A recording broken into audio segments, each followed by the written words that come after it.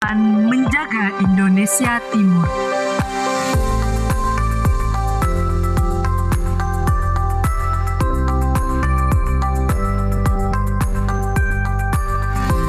Melayani dengan ketulusan hati,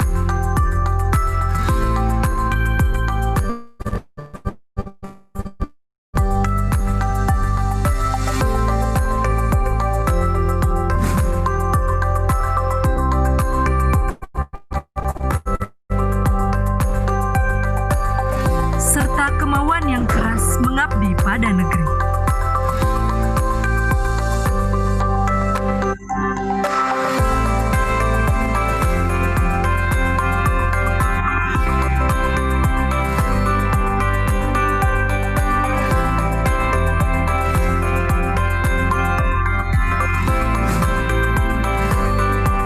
Fasilitasi perdagangan dan industri,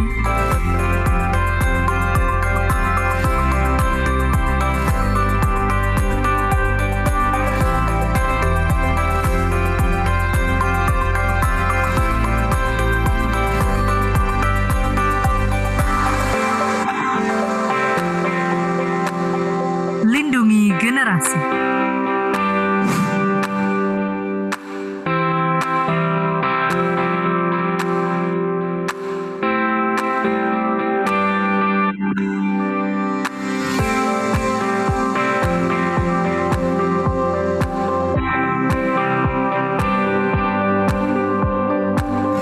Optimalkan penerimaan negara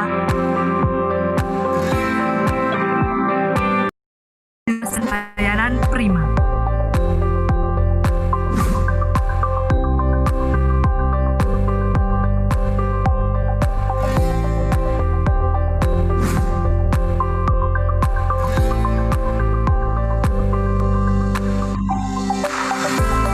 Semangat memberikan informasi dan edukasi,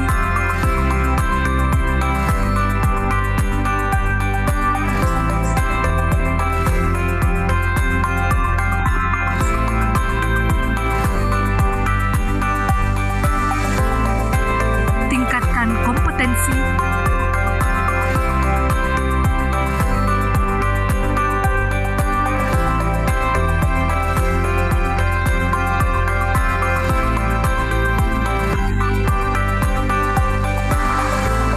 dan terus kembangkan inovasi yang terbaik.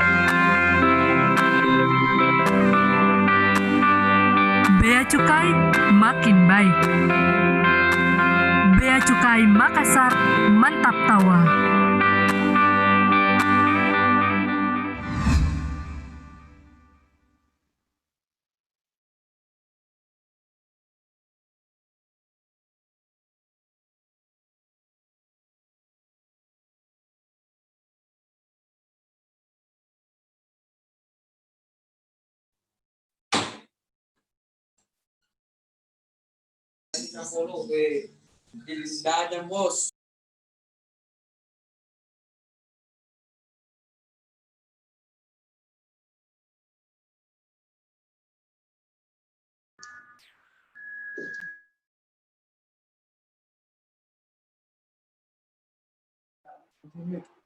Baik, mohon maaf.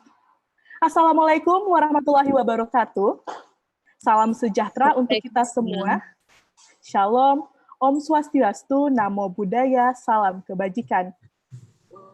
Selamat siang dan selamat datang kami ucapkan kepada para mahasiswa serta mahasiswi Institut Bisnis Keuangan Nitro yang telah bergabung dalam rangkaian sosialisasi ekspor asisten dalam agenda Custom Goes to Campus Webinar Edition.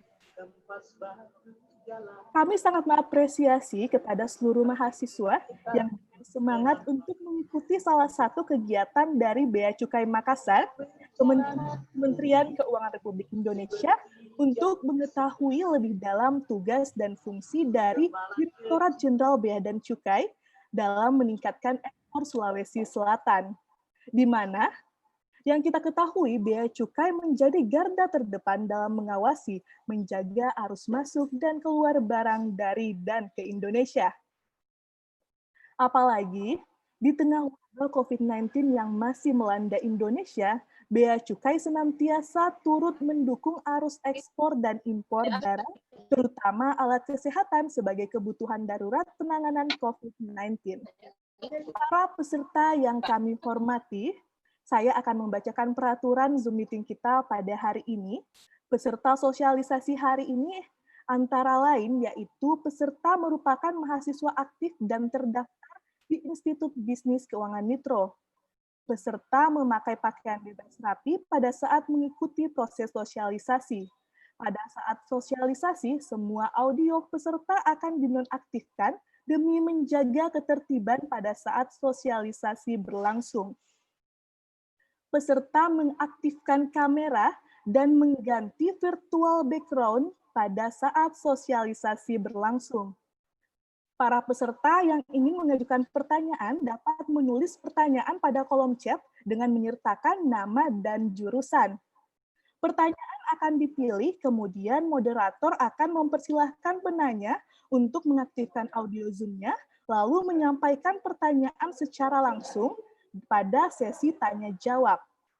Peserta mengisi kuesioner pada link bit.ly/EA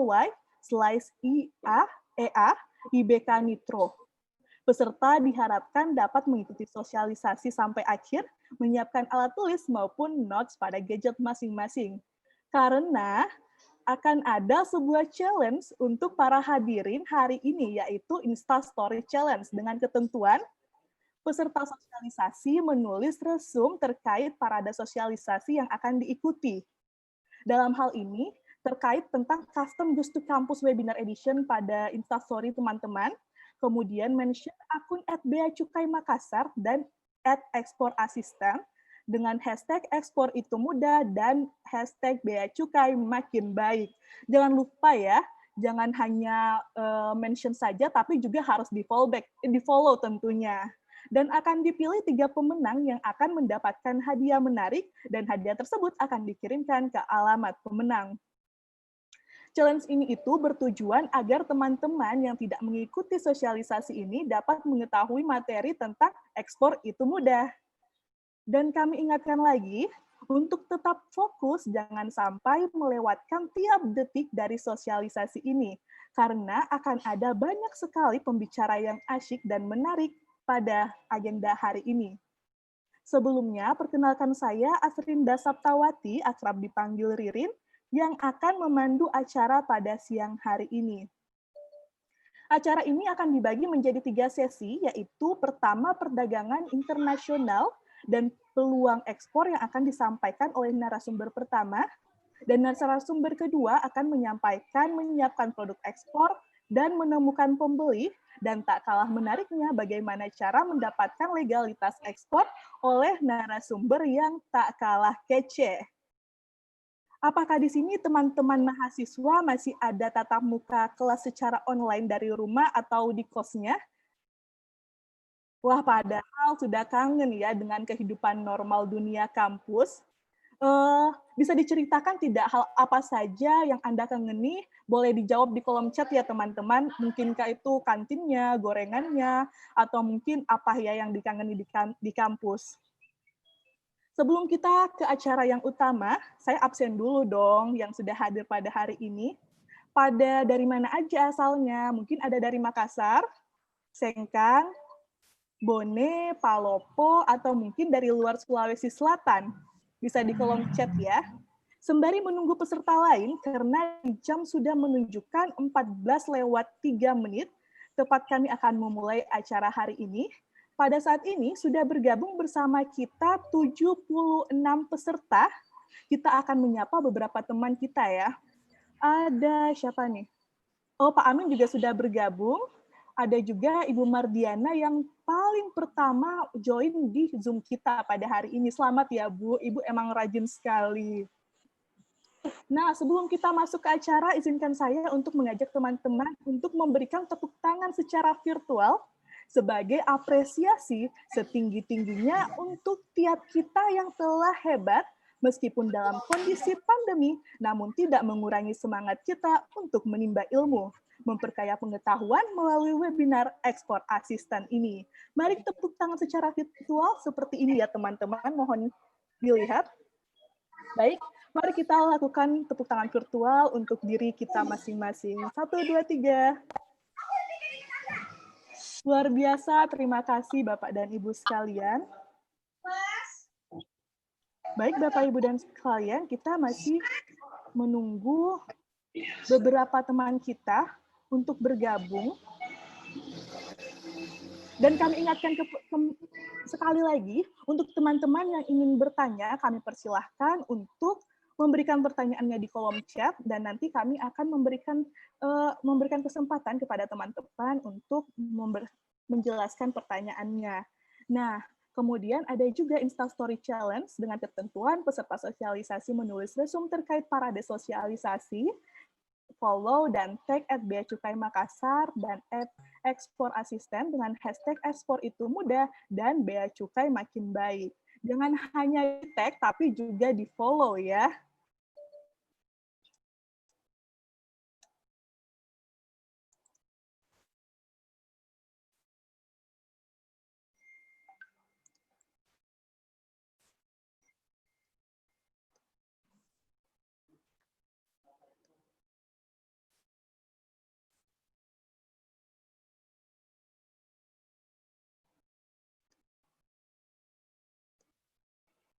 Sebelumnya saya mau menyapa Pak Amin dulu nih. Halo Pak Amin Hamdat. Bisa di-unmute dulu Pak? Oke. Halo Bu Ririn, Assalamualaikum. Halo Pak. Waalaikumsalam. Pak, mohon izin konfirmasinya apakah Pak Prof sudah bergabung?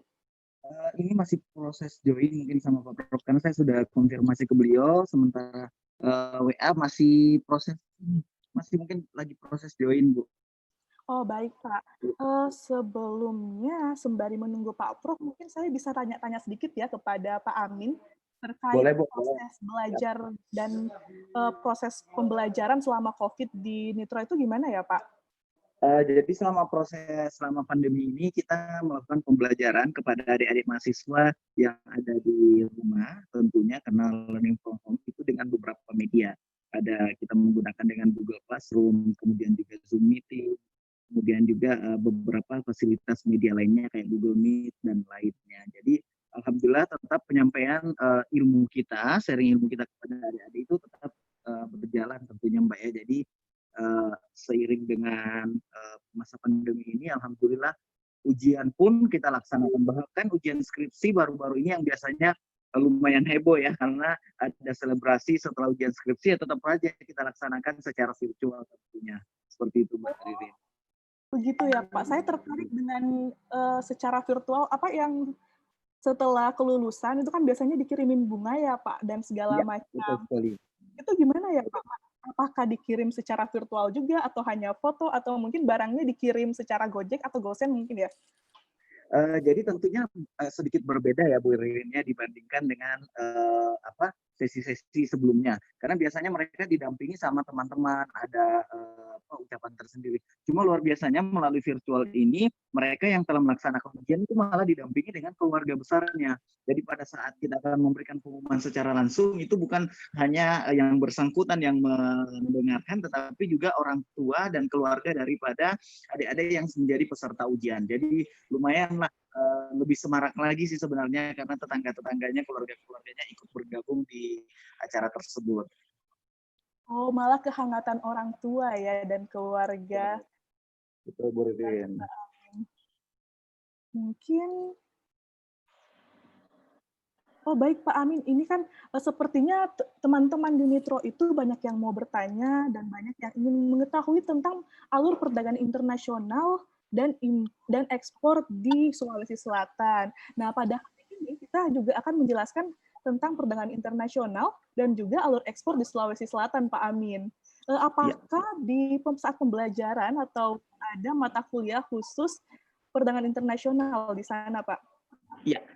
Di sini telah hadir salah satu Kaprodi dari Perdagangan Internasional yang merupakan juga dosen dari Institut Bisnis Keuangan Nitro Makassar, yaitu Bapak Budi Kristanto. Mungkin ada Pak Budi, Pak ya? Pak Budi. Oh ya, selamat siang. Kalau untuk itu perdagangan internasional langsung dengan Kaprodi Perdagangan Internasional. Silakan Pak Budi. Terima kasih banyak Pak Amin. Silakan Pak. Oke. Assalamualaikum warahmatullahi wabarakatuh. Ibu Ririn, terima kasih atas waktunya. Sesuai dengan konfirmasinya berdasarkan informasi dari Bapak Rektor Prof. Haji Marzuki di PhD bahwa webinar ini bisa dimulai. Mungkin sebagai wakilnya, alhamdulillah menitipkan pesan kepada saya untuk sedikit memberikan kata-kata sambutan lah ya dalam hal ini. Karena beliau saat ini lagi on schedule juga, jadi belum sempat bergabung. Mohon izin Ibu Ririn ya.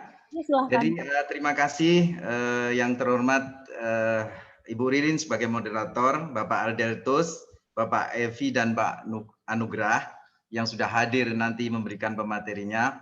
Atas nama Lembaga Institut Bisnis Keuangan Nitro, saya selaku Kaprodi Perdagangan Internasional yang tadi ditanyakan sama Ibu Ririn, apakah ada mata pelajaran itu? Tentunya pertama-tama saya mengucapkan terima kasih bahwa ada topik webinar eksportir muda dari kampus dan series custom goes to kampus, dan alhamdulillah Nitro dijadikan sebagai kesempatan untuk series ini. Ya, saya ucapkan terima kasih kepada pimpinan dan seluruh jajarannya, termasuk Ibu Ririn dan kawan-kawan yang nanti memberikan pemateri.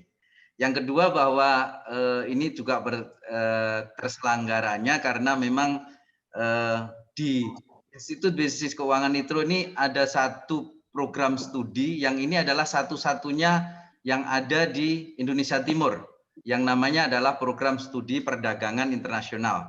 Tentu kaitannya sebagian besar dan materi pembelajarannya adalah mengenai ekspor impor. Dan alhamdulillah pada siang hari ini hal ini bisa terselenggara. Dan juga saya sampaikan Ibu Ririn, ternyata banyak peserta juga yang hadir bukan hanya dari IBK Nitro, karena kita juga sampaikan kepada kolega-kolega yang mungkin nanti juga hadir, mohon juga bisa ikut berpartisipasi karena kita kerjasama. Apalagi materi yang disampaikan oleh para milenial ini, Bapak Aldeltus, Pak Elvi, Pak Anugrah, luar biasa sekali. Dan ini sangat terkait dengan perdagangan internasional yang Ibu tadi sampaikan. Ya, jadi benar-benar Institut Bisnis dan Keuangan Nitro mempunyai satu program studi perdagangan internasional yang akan menciptakan lulusan yang mana nanti akan dijadikan sebagai profesional dan pebisnis yang sesuai dengan marwahnya bahwa School Bisnis dan Bank dalam hal ini. Nah, untuk itu Bu, saya ucapkan terima kasih semua peserta yang sudah hadir, ada yang dari Luwu, ada yang dari Makassar dan luar Makassar, dan tentunya ini akan berjalan dengan baik Ibu Ririn dan Pak Amin. Saya atas nama lembaga mengucapkan terima kasih sekali atas terselenggaranya ini, dan mohon maaf Pak Prof masih on schedule, jadi ini mungkin yang perlu saya sampaikan. Makasih Bu Ririn dan Pak Amin dan Bapak-bapak, Ibu-ibu dari jajaran pimpinan Bea Cukai Cabang Makassar atas terselenggaranya webinar ini, dan semoga bisa lancar berjalan sesuai dengan agendanya. Terima kasih. Assalamualaikum warahmatullahi wabarakatuh. Waalaikumsalam warahmatullahi wabarakatuh. Terima kasih banyak sambutannya Pak Budi. Yang saya tangkap yaitu IBK Nitro merupakan salah satu-satunya kampus dari Indonesia Timur yang memiliki jurusan perdagangan internasional ya Pak. Betul. Oh, baik Pak, keren sekali sih IBK Nitro ini. Baik, saya menyapa teman-teman yang lain lagi Pak. Mohon izin. Silakan. Kepada teman-teman, silahkan juga untuk menikmati konsumsi yang telah disediakan dari rumah masing-masing tentunya. Jangan lupa siapkan juga kue dan minuman, white coffee mungkin, karena ini bukan endorse, tapi agar nyaman dan tidak terganggu. Saya serta teman-teman yang berada di kos silahkan menikmati konsumsi dari kosnya masing-masing ya. Saya juga ada pantun untuk teman-teman. Siang-siang enaknya ngopi, disambi dengerin Indi sampai hati ambiar. Good afternoon teman-teman, apa kabar hari ini? Semoga tetap semangat walau bertatap lewat layar. Loh, yuk tepuk tangan virtual dulu. Keren-keren. Saya serasa dengar Najwa Shihab, Mbak Ririn. Bagaimana, Pak? Saya serasa dengar Najwa Shihab. Oh, gimana tuh, Pak? Kok bisa kayak Najwa Shihab? Terima kasih ya, Pak Amin. Baik, selamat datang pada acara Custom Boost to Campus Webinar Edition dalam rangkaian Ekspor Asisten. Dapat kami sampaikan bahwa IBK Nitro ini merupakan kampus yang pertama tim ekspor asisten kunjungi untuk menebarkan bibit-bibit semangat ekspor Sulsel sesuai dengan harapan kita, yaitu menciptakan eksportir muda dari kampus. Demi kelancaran acara hari ini, marilah kita berdoa menurut agama masing-masing. Berdoa disilahkan.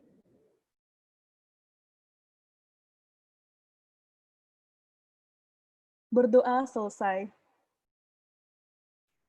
Baik Bapak Ibu, tanpa berlama-lama, kita langsung saja mendengarkan materi yang pertama, yaitu perdagangan internasional dan peluang ekspor oleh Bapak Adaltus Lolo. Bisa saya sapa dulu Pak Adaltus Lolo? Pak Adel, selamat siang Pak. Ya, selamat siang Bu Ririn, selamat siang Bapak Ibu semuanya. Baik, teman-teman dapat kami sampaikan bahwa Pak Adel ini merupakan Kepala Seksi PKC 2 di Bea Cukai Makassar, yang merupakan bagian yang menangani ekspor di Bea Cukai Makassar. Nah, mungkin langsung saja kepada Bapak Adel, kami silahkan. Baik, terima kasih Mbak Ririn. Assalamualaikum warahmatullahi wabarakatuh, dan selamat siang untuk Bapak Ibu semua yang sudah hadir bersama kita pada siang hari ini. Saya ingin menyapa yang terhormat Bapak Prof. Marsuki, Rektor dari Institut Bisnis dan Keuangan Nitro, yang dalam hal ini diwakili oleh Pak Budi Krisnanto selaku Ketua Program Studi Perdagangan Internasional, Pak ya, kalau tidak salah. Oke, baik. Selamat siang Bapak, senang sekali kami bisa bertemu dengan Bapak dan teman-teman. Saya rasa ada teman-teman Bapak Ibu dosen juga yang hadir bersama kita pada siang hari ini. Dan tentunya teman-teman adik-adik mahasiswa yang luar biasa. Ini kesempatan yang sangat-sangat menyenangkan bagi kami bisa berbagi waktu bersama, dan kami berharap bisa membagikan hal-hal yang diperlukan oleh adik-adik kita untuk mencapai. Saya senang sekali membaca visi misi dari Institut Bisnis dan Keuangan Nitro. Perguruan tinggi terkemuka dan unggul di bidang bisnis dan keuangan berdasarkan teknologi informasi yang berwawasan global. Wow, ini suatu visi yang sangat-sangat luar biasa dan sejalan sekali dengan apa yang akan kita sampaikan hari ini, bahwa adik-adik kita ini akan kita dukung dengan apa yang kami punya, supaya mereka bisa sungguh naik di tatanan global, internasional. Dalam hal ini dengan keterampilan atau pengetahuan menjadi eksportir. Baik Bapak Ibu, saya hari ini akan membawakan materi perdagangan internasional dan peluang ekspor. Seperti kita ketahui, mungkin perdagangan internasional begitu luas ya. Yang materi yang akan saya bawakan hari ini kurang lebih terkait dengan dari sisi kepabeanan, dari sisi bea cukainya, supaya teman-teman yang mendengarkan hari ini bisa berpraktek langsung barangkali setelah sesi ini selesai, mereka akan mendapatkan insight baru bahwa wow, ternyata bea cukai itu mudah sekali ya kalau mau ekspor atau impor. Tetapi hari ini kita mau bicara ekspor. Dan saya pengen di akhir acara ini nanti setelah semua teman-teman membawakan materi, ada harapan baru, ada insight baru, ada wawasan baru bahwa wow, ekspor itu mudah dan bisa dilakukan oleh semua orang, termasuk teman-teman mahasiswa, teman-teman dosen, Bapak Ibu dosen, semua bisa menjadi eksportir. Dan kami Bea Cukai Makassar siap memfasilitasi Bapak Ibu semua menjadi eksportir andalan dari Sulawesi, terutama Sulawesi Selatan. Baik, tanpa berlama-lama Bapak Ibu, itu yang akan kita capai dari pertemuan kita siang hari ini. Saya akan membawakan materi yang pertama.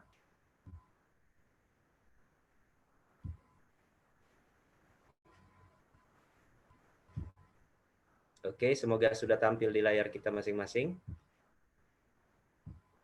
Yap, seperti saya sampaikan tadi bahwa judul materi saya adalah perdagangan internasional dan peluang ekspor.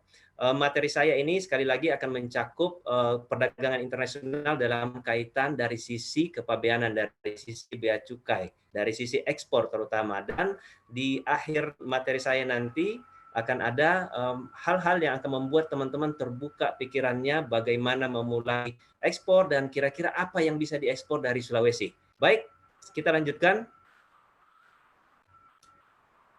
Yap. Kita kenal beberapa definisi dulu ya Bapak Ibu, ya mungkin dari kiri itu bahwa sesuai dengan Undang-Undang Kepabeanan, Bapak Ibu, undang-undang kami adalah Undang-Undang Nomor 17 tahun 2006 ya. Ekspor adalah kegiatan untuk mengeluarkan barang dari daerah pabean. Waduh, daerah pabean ini apa ya? Nanti kita lihat ya. Kemudian ada nomor 2 itu bea masuk dan PDRI. Bea masuk itu adalah segala bentuk pungutan atau hal-hal yang dibayarkan pada saat Anda mengimpor barang masuk ke Indonesia, itu kalau mengimpor ya. Dan ada PDRI, pajak dalam rangka impor. Nah, itu pajak-pajak yang dibayarkan pada saat Anda mengimpor barang. Jadi pada saat orang mengimpor ada yang dibayarkan. Ada juga yang bebas, tidak bayar apa-apa. Kalau yang bayar ada bea masuk, ada pajak-pajak yang disebut PDRI. Kemudian ada juga dikenal istilah bea keluar dan pajak ekspor. Bea keluar ini ditetapkan terutama untuk barang-barang yang diawasi secara khusus, terutama barang-barang bahan mentah, karena kita pengen di dalam negeri dibangun industrinya, sehingga kalau boleh jangan diekspor mentah, misalnya coklat, misalnya kulit binatang, kemudian kayu, kalau bisa jangan diekspor dalam bentuk tanpa olahan. Kalau kemudian ada mineral, bahan tambang tertentu. Nah, itu semua diatur supaya jangan diekspor dalam bentuk mentahan, tetapi kalau bisa sudah diolah sampai level tertentu. Nah, kalau mereka memaksa mengekspor barang-barang tersebut dalam bentuk mentah atau tanpa diolah, maka dikenain bea keluar. Anda harus bayar kalau Anda memaksa mengekspor dalam bentuk seperti itu. Ini untuk mendorong terbentuknya industri dalam negeri. Misalnya coklat, kita punya pabrik coklat dong, kita jangan mengekspor dalam bentuk biji. Kalau bisa diekspor sudah dalam bentuk batangan coklat atau sudah bentuk pasta coklat, sudah diolah. Jadi nilainya sudah naik. Dengan demikian penerimaan kepada perusahaan dan penerimaan negara tentu lebih tinggi. Kira-kira itu tujuannya. Kemudian impor sendiri Bapak Ibu adalah kegiatan memasukkan barang dari luar ke dalam daerah pabean. Wah, sudah 2 kali daerah pabean ini disebut ya. Nah, daerah pabean ini kurang lebih seperti ini pemahamannya, apa pengertiannya Bapak Ibu. Daerah pabean adalah seluruh wilayah Republik Indonesia, baik darat, perairan maupun udara. Termasuk di dalamnya adalah zona ekonomi eksklusif yang dalam peta ini mungkin terlihat ada gambar biru, Bapak Ibu, itu zona ekonomi eksklusif kita, itu perairan. Nah, segala bentuk kegiatan mengeluarkan barang dari wilayah Indonesia melalui batas-batas tersebut, itulah yang disebut ekspor. Demikian juga sebaliknya, memasukkan barang apapun dari luar memasuki wilayah Indonesia melewati batas-batas tersebut, itulah yang disebut dengan impor. Nah, kegiatan tersebut ekspor dan impor dalam hal inilah berlaku aturan tentang kepabeanan. Undang-Undang Nomor 17 Tahun 2006 tadi. Kurang lebih seperti itu. Jadi sederhana ya Bapak Ibu ya, mengeluarkan, ekspor, memasukkan, impor. Nah, kemudian mungkin Anda berpikir bahwa wah, masa di sepanjang pantai itu dijaga oleh orang-orang, nanti di sana dilaporkan. Tidak seperti itu Bapak Ibu ya. Dalam prakteknya kan tidak mungkin menaruh petugas atau kantor-kantor di perairan sepanjang itu. Proses ekspor impor dilakukan melalui titik-titik terutama bandara dan pelabuhan atau perbatasan-perbatasan darat tertentu, sehingga pada saat barang ekspor sudah diletakkan di atas sarana pengangkut, misalnya kapal atau pesawat yang akan berangkat ke luar negeri, keluar daerah pabean, itulah yang disebut ekspor. Jadi walaupun masih berada di wilayah Indonesia, tetapi barang tersebut sudah diletakkan di atas kapal atau pesawat yang akan berangkat keluar, itulah yang disebut dengan barang ekspor. Kira-kira seperti itu Bapak Ibu.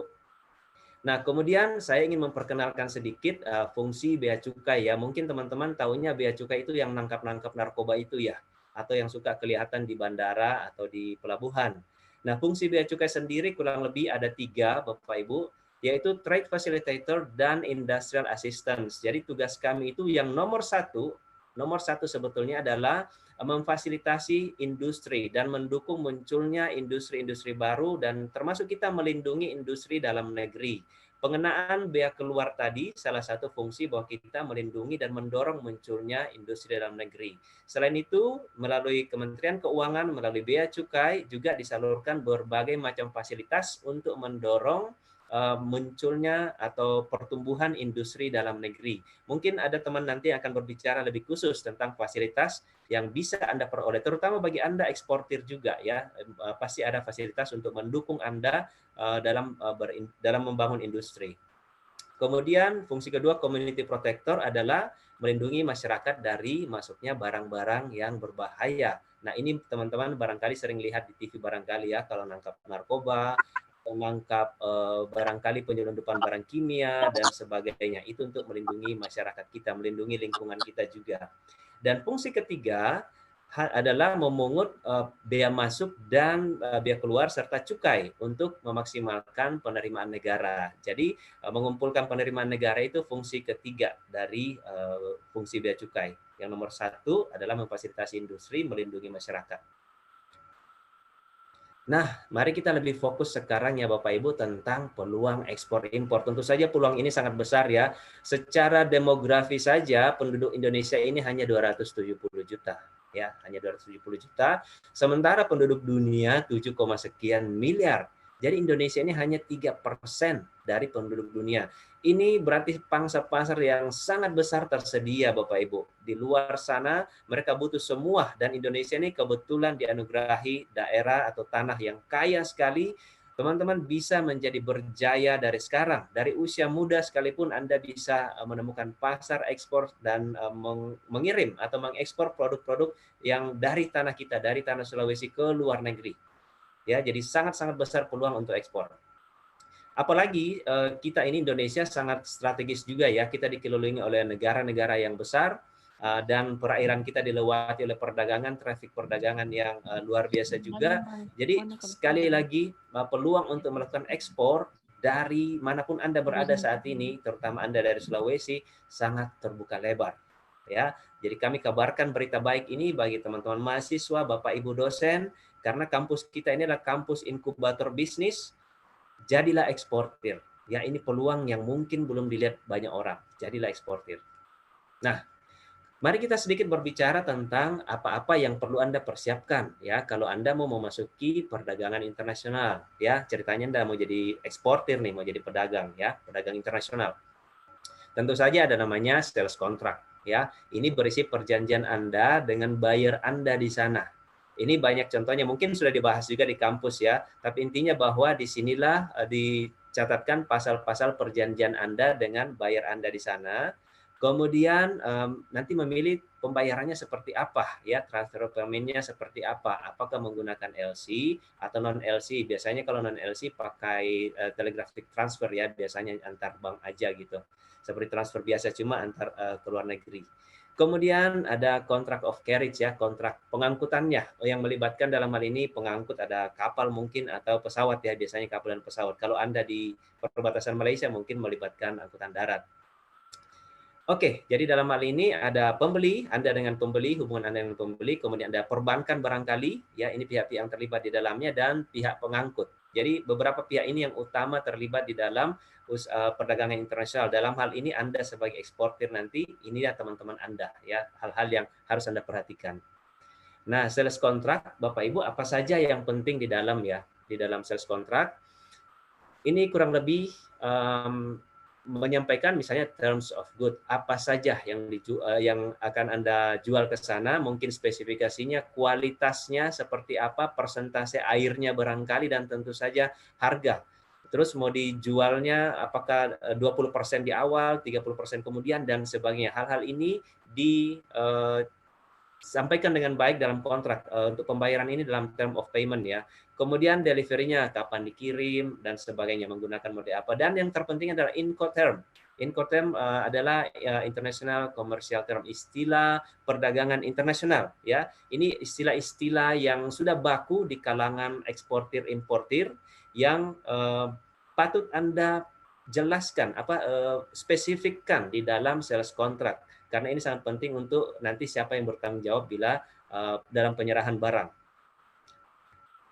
Oke, Incoterm 2020 kurang lebih ini yang 4 di sebelah kiri FAS. Nanti kita jelaskan yang paling umum saja dipakai ya, yang paling umum dipakai FOB, CFR, ya, yang di kanan. Oke, mulai dari istilahnya ini Bapak Ibu, Anda bisa mencari juga di Google ya, Incoterm 2020 ini, mulai dari ada produk di sana dan Anda di sini sebagai penjual. Nah, inilah betul-betul diatur di sini dalam Incoterm ini siapa yang bertanggung jawab dalam proses pengiriman produk ini dan di mana cut off titik pengalihan tanggung jawab tersebut. Nah, ini betul-betul harus ditentukan tergantung dari Incoterm yang Anda gunakan di dalam sales contract Anda. Nah, di dalam praktek sehari-hari dalam kehidupan kami sebagai bea cukai, kami yang paling sering lihat adalah tiga Incoterm ini yang paling sering dipakai oleh eksportir maupun importir. Ya, free on board artinya penjual bertugas, Anda sebagai penjual ya, Anda sebagai eksportir bertugas menyiapkan barang untuk diekspor dan memastikan itu naik kapal. Namun dalam hal ini segala biaya pengangkutan dan pokoknya sampai ke sana itu ditanggung sendiri oleh importir. Anda hanya menyiapkan barang dan memastikan barang itu naik kapal, dan jadi Anda dibayar seharga barang Anda plus ongkos-ongkos Anda sampai barang itu naik kapal. Namun ongkos angkutnya ke sana ke negara tujuan sudah menjadi tanggung jawab importir di sana. Kemudian kalau CFR, cost and freight, itu artinya bahwa Anda sebagai eksportir bertanggung jawab menyiapkan barang dan menaikkannya ke atas kapal, termasuk Anda juga membayar ongkos angkutnya ke negara tujuan. Nah, sehingga nanti Anda harus dibayar dari sana itu meliputi biaya-biaya tersebut. Jangan sampai Anda dibayar hanya ongkos biaya barangnya saja, tetapi dalam CFR Anda juga sudah membayar ongkos angkut, jadi Anda harus membayar full. Nah, dalam hal terjadi apa-apa resiko di perjalanan, maka itu menjadi tanggung jawabnya si pengimpor. Karena dalam hal ini tidak diatur tentang asuransi. Anda hanya bertugas mengirim barang. Nah, kalau CIF, Cost Insurance Freight, artinya Anda sebagai eksportir itu menyiapkan barang, kemudian memastikan naik kapal dan terkirim, dan Anda juga memastikan membayar asuransinya. Dengan demikian, Anda bertanggung jawab sepenuh atas pengiriman barang tersebut sampai tiba di alamat sana. Dengan demikian, Anda akan dibayar oleh importir. Anda akan dibayar oleh importir sebesar seluruh biaya-biaya yang Anda keluar termasuk pengiriman tadi. Ya, jadi kurang lebih 3 ini Bapak Ibu yang Anda bisa barangkali bisa Anda gunakan pada saat Anda menjadi eksportir juga. Nah, satu hal yang tidak kalah penting, mohon maaf layar saya tertutup dengan ini admin ini. Oke. Saya sedikit geser dulu Bapak Ibu. Ya. Dalam perdagangan internasional, Bapak Ibu, Anda mungkin sering mendengar perdagangan bebas, free trade agreement, perjanjian perdagangan bebas ya. Negara-negara di dunia ini saling melindungi dan saling mendukung juga untuk memajukan perdagangan antar negara maupun antar kawasan.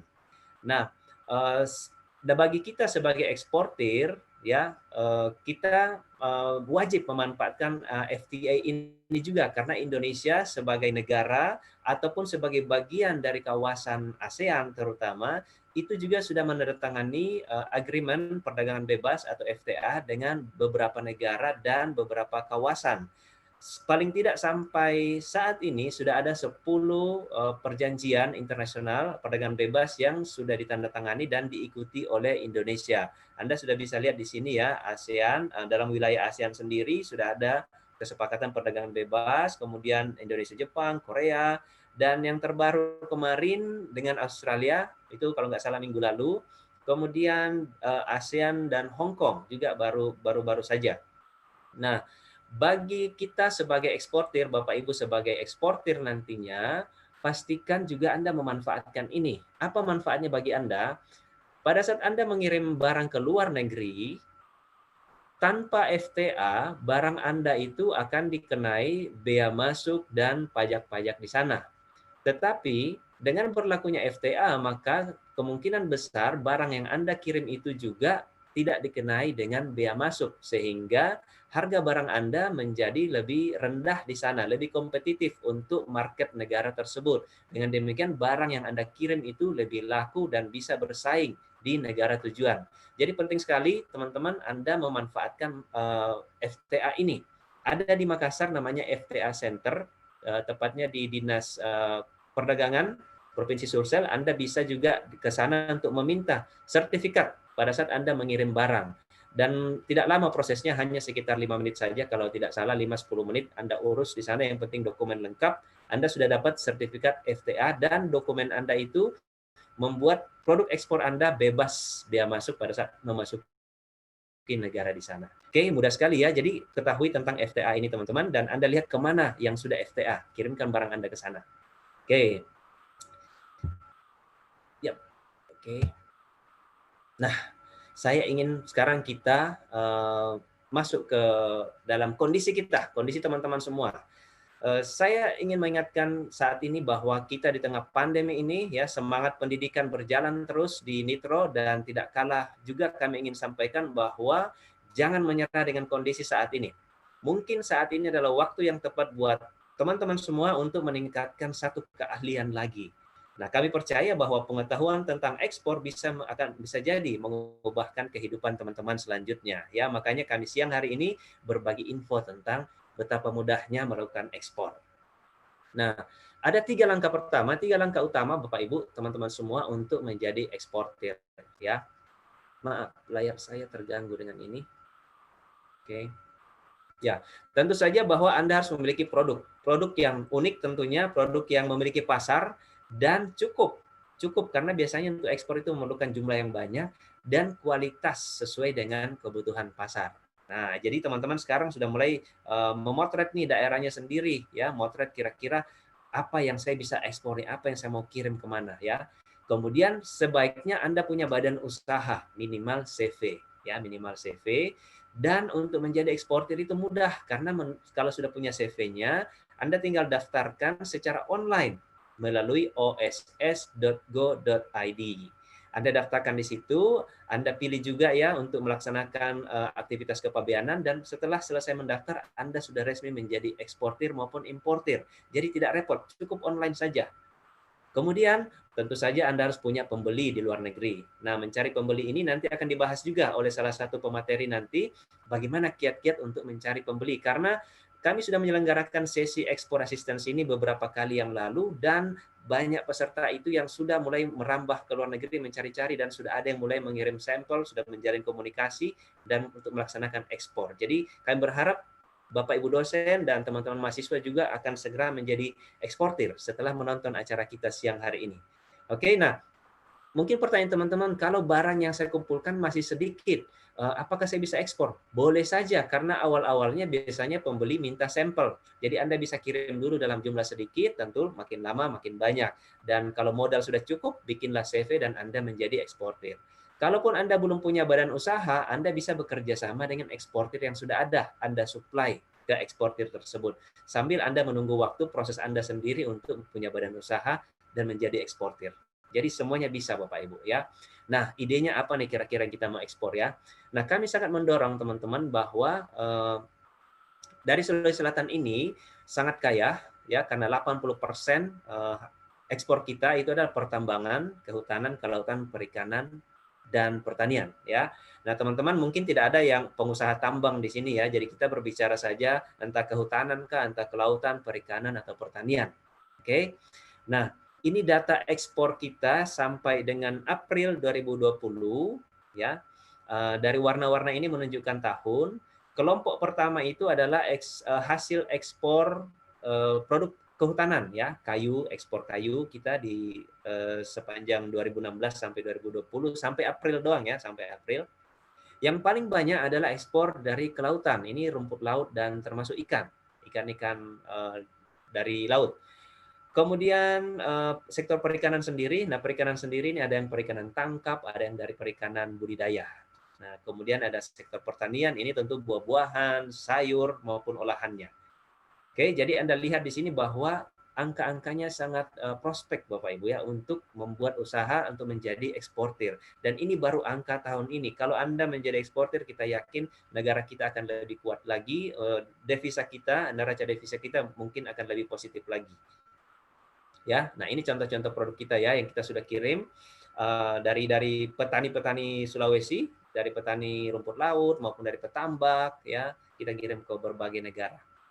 Mungkin barangkali bisa menjadi inspirasi Anda. Sekali lagi kalau Anda belum punya produk yang banyak, Anda bisa kerjasama dulu dengan eksportir yang sudah ada, Anda supply ke mereka, sambil Anda menyiapkan sendiri badan usaha Anda, sambil Anda berusaha juga mencari produk-produk atau pembeli yang ingin Anda jadikan partner bisnis di luar negeri sana. Oke, ini yang pokoknya ini yang sudah jalan dari Sulawesi, produk kayu juga sudah jalan, karet juga ada. Nah, jadi teman-teman dengan melihat gambar-gambar tadi ya, sekali lagi mulai bergerilya. Apa yang saya mau fokus nih? Apa yang saya mau fokus untuk kirim? Tetapi salah satu ide dari kami bahwa yang namanya buah-buahan, sayur-sayuran, rempah-rempah itu tidak akan pernah habis pasarnya Bapak Ibu. Tidak akan pernah habis pasarnya. Apalagi sekarang orang semakin sadar dengan kesehatan, masalah herbal, kunyit, temulawak, mengkudu, manggis, semuanya ini diperlukan oleh dunia. Anda hanya tinggal perlu mencari partner bisnis yang tepat, apakah eksportirnya ada di Indonesia atau pembelinya ada di luar negeri, silakan. Ini semua pasti ada pasarnya sendiri. Nah, ini yang barangkali agak mengejutkan juga ya. Ternyata daun kelor Bapak Ibu itu sudah diekspor petani-petani kita. Jadi kalau Anda selama ini hanya melihat daun kelor itu dibuang-buang atau dikasih sama kambing, ini daun yang dicari orang seluruh dunia karena memang manfaat kesehatannya luar biasa. Ya, jadi manfaatkan lahan-lahan yang ada atau mungkin Nitro bisa menginspirasi satu desa, satu kecamatan atau kawasan untuk menjadi petani dan lama-lama diarahkan menjadi eksportir. Bahkan daun ketapang Bapak Ibu, semoga layar Anda tidak terganggu dengan ini ya. Oke. Ya, bahkan daun ketapang Bapak Ibu juga diekspor. Ya, jadi apa yang selama ini Anda lewatin saja itu berpotensi ekspor. Nah, saya ingin mendorong barangkali kampus Nitro juga untuk melihat tanaman yang satu ini ya. Habis ini semua teman-teman mencari tahu tentang tanaman namanya porang. Ya, barangkali sudah banyak juga di sini yang mulai melirik tentang tanaman ini. Ya, yang kami sampaikan bahwa tanaman ini sangat-sangat dicari pasar dunia karena hanya ada di Indonesia dan negara-negara tropis, sementara pasarnya sangat-sangat luas. Tidak akan pernah tercukupi pasokan untuk tanaman ini. Jadi kalaupun Anda semua menanam tanaman ini teman-teman dan menjadi eksportir, silakan. Sangat-sangat didorong ya supaya Anda bisa menjadi angka-angka miliar muncul di sini. Mungkin ada miliarder baru, eksportir baru muncul dari teman-teman yang menonton pada siang hari ini. Ya, apalagi Anda berada di daerah yang sangat didukung dengan kemudahan untuk melakukan ekspor ya. Di sini kita punya pelabuhan internasional, bisa langsung Anda mengirim kontainer dari Makassar atau penerbangan langsung dari Bandara Internasional Hasanuddin. Anda berada di tempat yang tepat Bapak Ibu untuk memulai bisnis ekspor Anda. Ya, dan kemajuan internet juga sudah sangat mendukung kita untuk berhubungan dengan siapapun. Dan seperti yang saya sampaikan tadi juga bahwa ada fasilitas-fasilitas, dukungan-dukungan yang diberikan oleh pemerintah bagi Anda, terutama eksportir. Anda ingin menjadi IKM, industri, apalagi tujuan ekspor, ada fasilitas yang disiapkan oleh pemerintah untuk Anda. Nah, tentu pertanyaan masih banyak. Ya, bagaimana bila produk masih sedikit, saya sudah jawab tadi, dan sebagainya. Jangan berpikir sulitnya dulu Bapak Ibu, berpikir bahwa mudah dulu ya. Kalau Anda berpikir sulit, saya mau kasih gambar ini. Ya. Masa kita kalah sama ini? Mantan pemulung. Tanamannya apa Bapak Ibu? Porang. Ya, Anda bisa mencari nama beliau, mungkin Anda sudah tahu dengan beliau juga. Beliau saat ini mungkin belum mengekspor, tapi beliau adalah salah satu supplier besar untuk ekspor porang di Jawa Timur dari Indonesia. Ya, mantan pemulung. Jadi kita jangan kalah ya. Ada satu lagi nih, saya ingin buat inspirasi kita bersama. tidak lulus SD, tetapi beliau adalah eksportir dari Mandar, Sulawesi Barat. Eksportirnya apa? Arang, Bapak Ibu, arang. Apapun bisa menjadi produk ekspor. Yang perlu dilakukan adalah mengetahui bagaimana alurnya. Dan kami sudah menggambarkan dan teman-teman akan menjelaskan lebih detail lagi alurnya untuk Anda menjadi eksportir. Tidak perlu menunggu punya ijazah atau punya gelar dan sebagainya. Semua bisa menjadi eksportir. Dan kami dari Bea Cukai berkomitmen sekali untuk mendukung siapapun yang ingin menjadi eksportir dan membangun perekonomian di wilayahnya. Kira-kira ini yang saya bisa share untuk siang hari ini Bapak Ibu. Saya ucapkan terima kasih untuk perhatiannya dan jika ada pertanyaan nanti kita akan bahas bersama setelah pemateri-pemateri lainnya. Sekali lagi terima kasih. Assalamualaikum warahmatullahi wabarakatuh. Waalaikumsalam warahmatullahi wabarakatuh. Terima kasih banyak Pak Adel. Yuk kita kasih apresiasi dan tepuk tangan secara virtual kepada Pak Adel.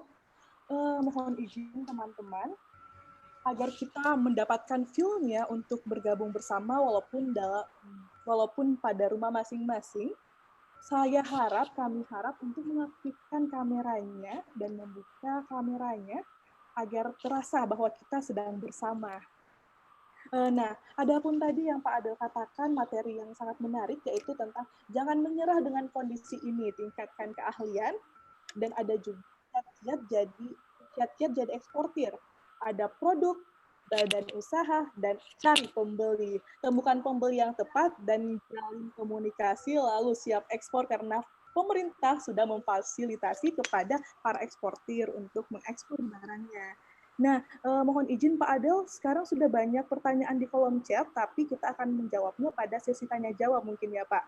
Oke. Baik Pak, kita akan melanjutkan ke materi kedua.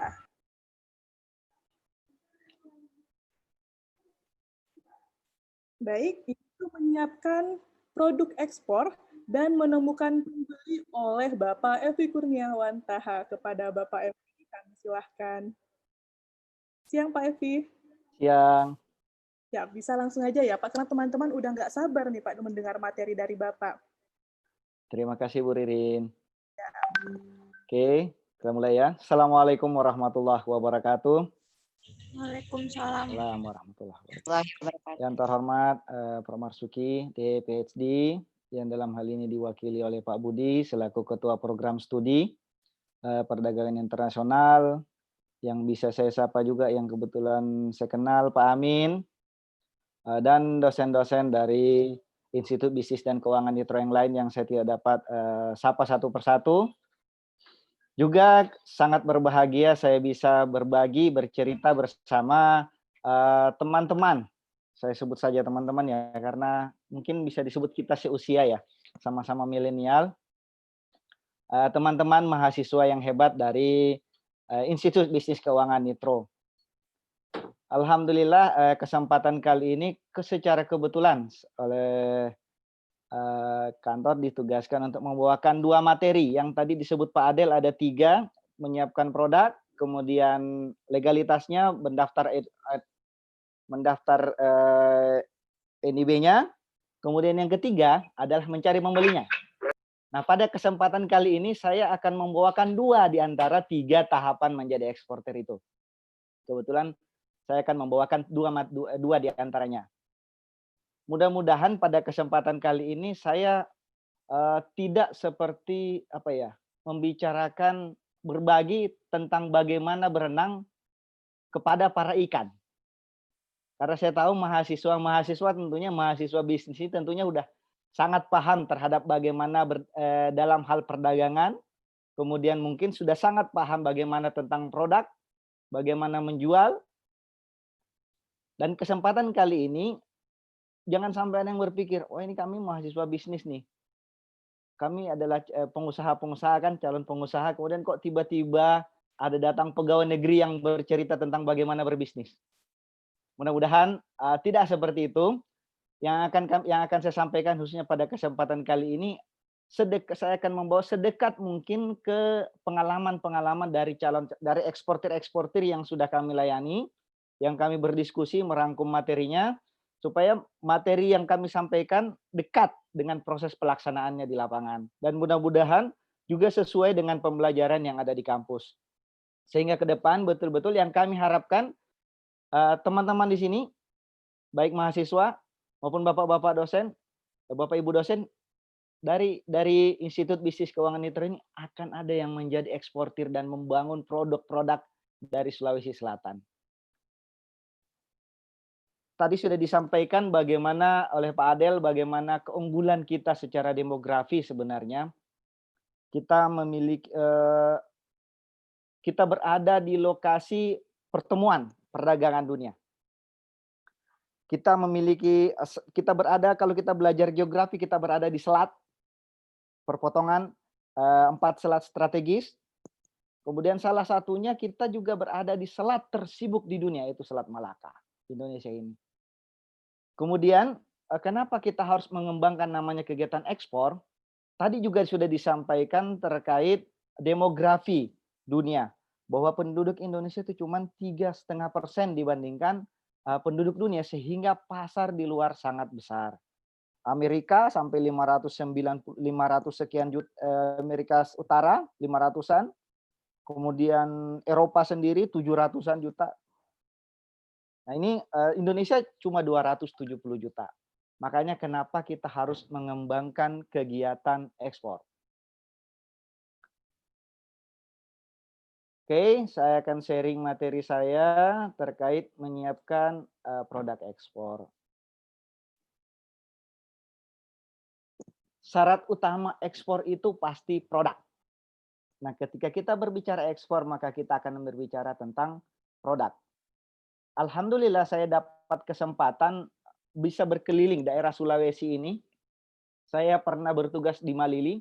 Saya lihat teman-teman di sini banyak nih, sebarannya ada yang dari Toraja, Palopo, Mamasa, kemudian Maluku, ada yang dari Halmahera, kemudian ada dari Kalimantan, Sangatta, Berau, wah luar biasa sebarannya. Dan semua daerah itu punya potensi terhadap produk. Kalau kita jalan ke Malili, kita akan melihat bagaimana hamparan merica. Kalau kita jalan ke daerah Bantaeng, kita memandang ke laut, maka kita akan melihat hamparan rumput laut. Dan berbagai daerah lain memiliki potensi yang luar biasa.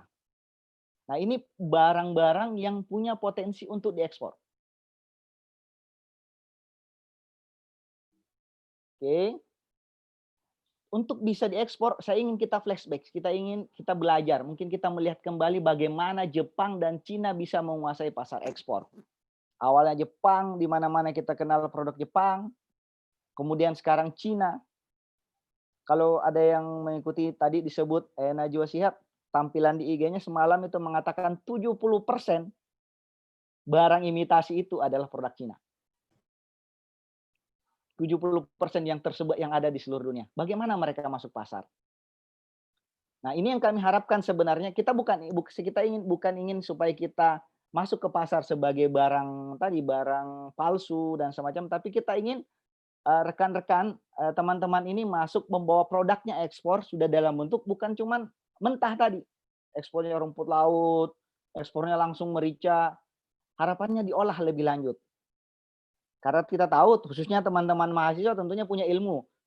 Mendapatkan ilmu untuk proses ini. Nah, ini yang harus dikembangkan. Jangan apa yang ada di petani langsung itu yang dikirim. Ini yang harus kita perhatikan. Kalau saya juga pernah tugas di Batam. Saat di Batam saya melihat, mungkin kita juga sudah pernah melihat, sebagian kita sudah pernah melihat minuman-minuman yang ada di Batam itu asalnya dari Malaysia. Dan setiap minuman itu ada dalam kaleng. Bahkan minuman cincau, minuman apapun itu posisinya sudah dalam bentuk kaleng.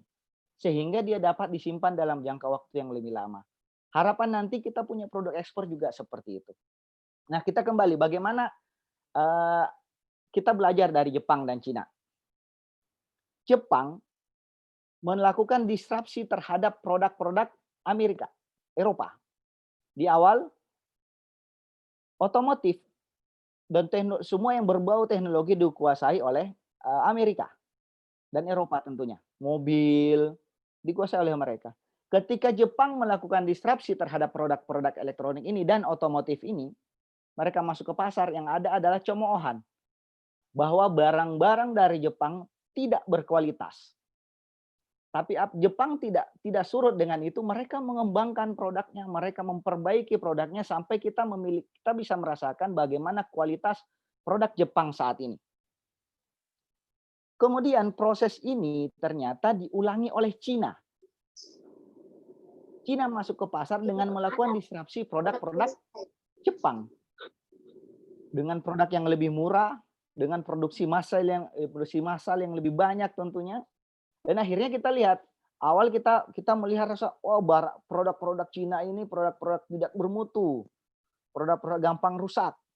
Tapi lama-kelamaan kita akan merasakan handphone kita pun sudah banyak yang produksi dari Cina. Karena mereka melakukan pengembangan produk.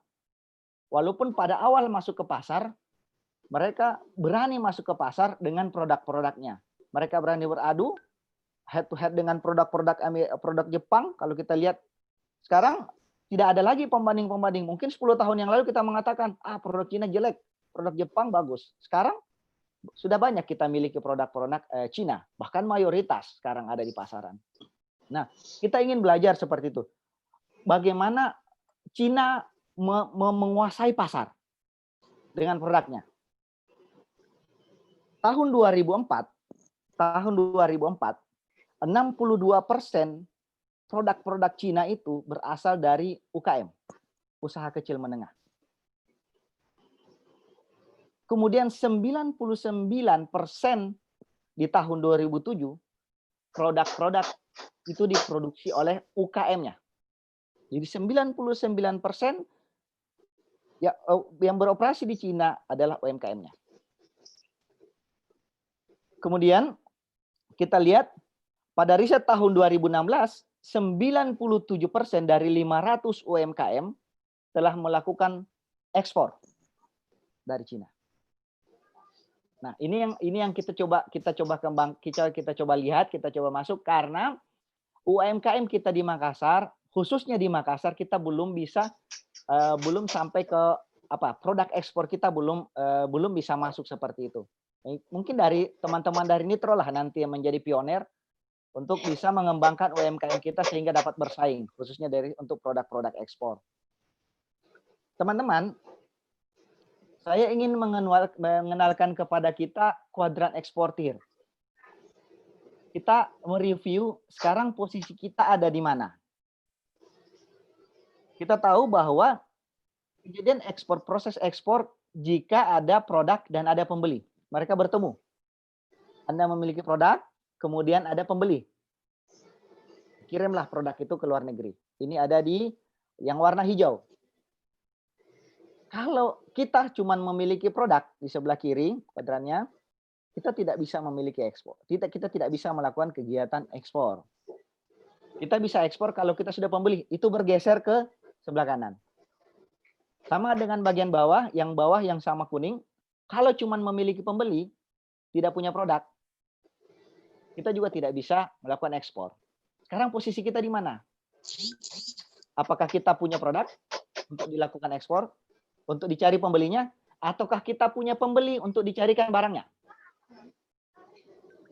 Ataukah mungkin saat ini kita ada di zona merah ini? Kita belum punya pembeli, kita juga belum punya produk, tapi kita ingin melakukan ekspor. Mungkin atau tidak? Sangat mungkin.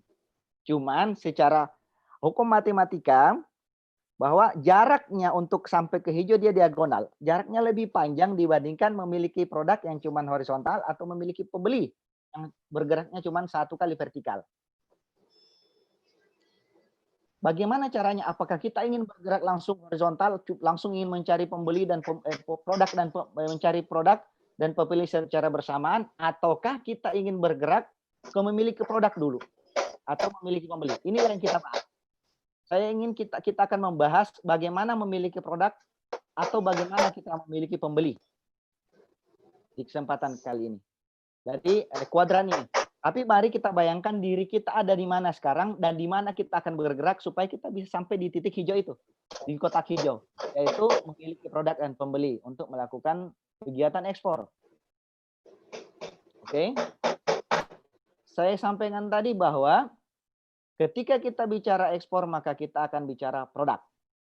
Ada di kuning sebelah kiri atas. Kita memiliki produk.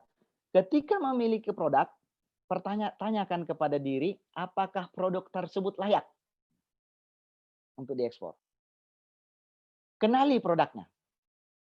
Saya bercerita waktu saya melakukan kunjungan ke Bantaeng, saya melihat banyak sekali rumput laut di petani-petani. Kemudian saya coba menyampaikan ke salah satu kolega, ke teman, bahwa di sini banyak rumput laut. Pertanyaan pertama dari mereka adalah, rumput lautnya jenis apa? Kadarnya berapa? Bagaimana pengeringannya? Banyak hal. Saat itu saya merasa bahwa, oh ini banyak produk nih, ini ada produk nih, saya bisa pasarkan nih, saya bisa mungkin akan ada keuntungan yang bisa saya dapatkan dari margin ketika saya mengambil dari petani, kemudian saya menjualnya kembali.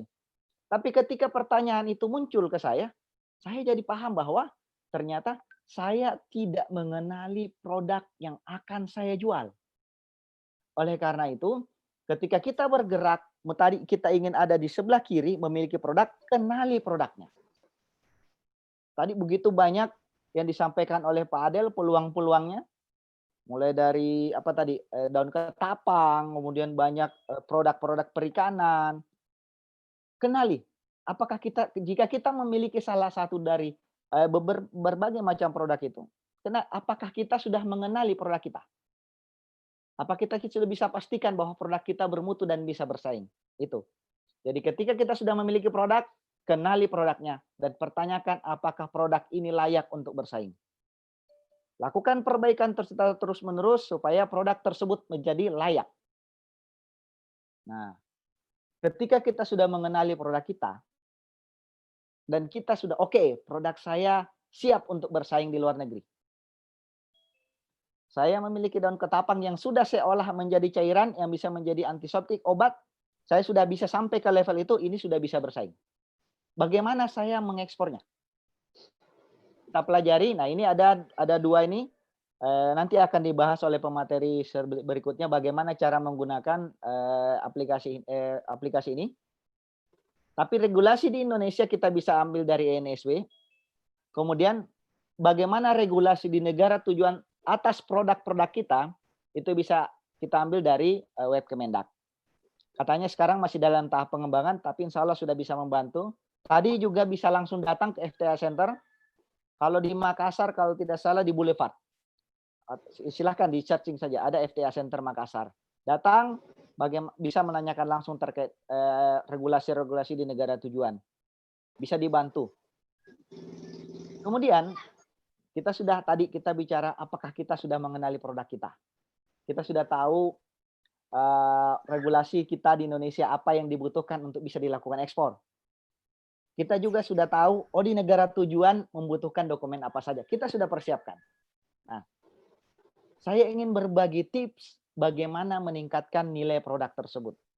Jangan sampai kita sudah kirim, kita sudah capek-capek proses, ternyata ketika sampai di luar negeri, barang kita ditolak.